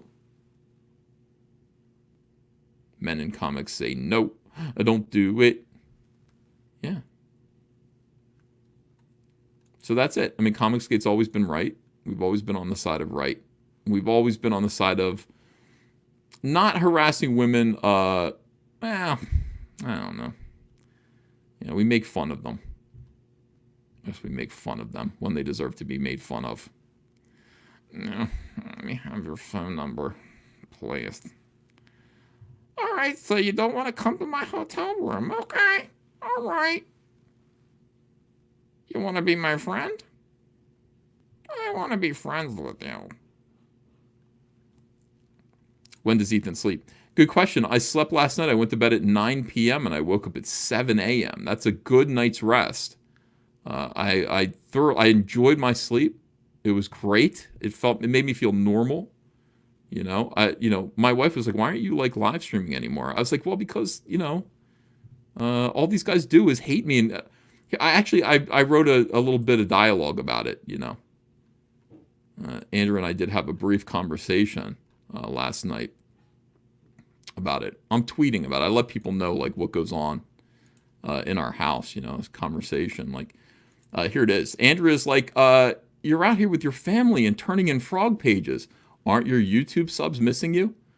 No, they hate me and call me fat and gay. Aw. Well, it's nice that you're spending so much time with us. I'm not even that fat. That's righty. And that's how me and Andrea talk to each other. Aren't your YouTube subs missing you? No, they hate me and call me fat and gay. So that is, like I said, look at our Rainbow Brute images here. Rainbow Brute is coming November 15th. This is my favorite thing ever. Grumpy Bear just will not shut the hell up. Rainbow Brute sitting in a bar drinking a little bit of honeysuckle nectar. He's had a tough day fighting the Thundercloud men.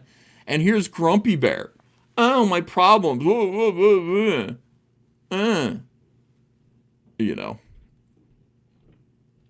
Rainbow Brute's like, "Can you shut the fuck up for 1 minute, please?" "What? I'm not allowed to express my feeling." Tell it to someone who cares. It pisses a Care Bear off. He's like, "Doesn't everybody care? We care." And then Rainbow Brute has to beat his ass. "You lack empathy." Breaking a bar stool over Grumpy Bear's head. I said, shut the fuck up. This book's going to be good for kids. I think kids are really going to like this. Shut up with your fifis. Rainbow Brute. Rainbow Brute. He's the best dad in the world. He's got a sissy for a son. But look, the reason why he has a sissy for a son is because he had a one-night stand with Polly Pocket. Polly Pocket, I don't know if you remember Polly Pocket toys from the 1980s, but they they sit down. They only have one joint, so they can sit. But really that one joint makes them bend over. And, Rainbow Brute hit it and quit it. He didn't realize that he had an illegitimate child. This is Shiro Pocket. Rainbow Brute's illegitimate son. He hasn't seen... this guy was raised by women. He was raised by women. And this is what he looks like now. The Polly Pocket girls raised him. And our Rainbow Brute, he's like, oh, man. He comes over. He's going to finally... Hey, daddy-son experience. And he's going to teach... Rainbow Brute is going to be all about Rainbow Brute teaching Shiro Pocket how to be a man while trying to retrieve his sister that was kidnapped. Rainbow Brute's sister was kidnapped by the goddamn emo Care Bears. So he's going to go after and rescue her, go all through this world of soy. And, yeah, Rainbow Brute, guys. It's going to be good. I think everybody's going to like it. It launches November 15th. But before we get there, make sure to back Cyberfrog 2 Wreck Planet. Get a copy of Cyberfrog 2 Wreck Planet. Get one of the honeycomb boxes. Look at this. 7777 backers. That is God right there. That is absolutely God. Get a copy of Cyberfrog Unforgettable Tales. Make sure to support these great campaigns. Wow, Unforgettable Tales is flying right now. Thank you for that, guys. And go to our eBay store and buy copies of Cyberfrog Blood Honey. Buy a copy of the Salamandroid Chromium variant. I don't know why you wouldn't do that right now. Seems like a good idea. Yeah. All right, I don't know. So we've been going now for exactly 3 hours. Has it been charming? Has it been fun? Has it been informative, enlightening? Polly Pocket is not the name of a future wife. She's a creeper, not a keeper. Yeah. Well, I mean, look, Rainbow Brood isn't looking to settle down, and that might be part of the problem. Sell us frog books, EVS. I'm trying to sell you frog books. You guys have to actually buy. When I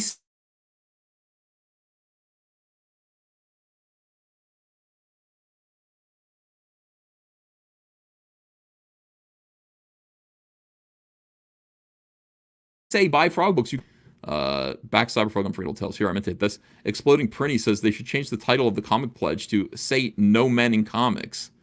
Yeah. Say no men in comics. That's ingenious, actually. Because that's what it is. Basically that's what it is. This is, white feminists using intersectionality, which is using oppressed, marginalized people as shields to kick white men out of comics and to kick white men out of spaces where, men belong. Oh, and don't worry, it's not just going to be white men. It's going to be all men, All men, even people of color. Men of color, mock. You're going to be kicked out too. It's all about destroying the idea of the patriarchy. All of this is all about the patriarchy. We can't have men being too powerful over women. We got to kick them out. Yeah, so say no, men in comics. Just say no to them. There will be no men in comics.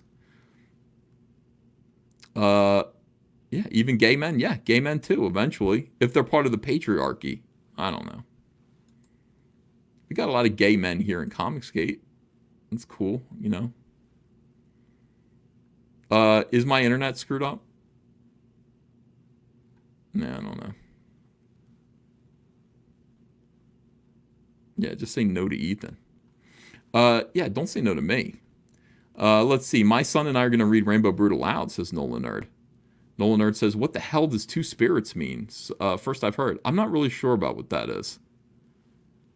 To be honest with you. I'm not sure what two spirits is. I should read it. I think it's multiple personality disorder. But most of these are multiple personality disorder. Brute by EVS, new commercial slogan. Yeah, Brute by EVS. All right, guys, I hope this was fun. I hope that you guys enjoyed this. Just remember, fuck bitches, get money.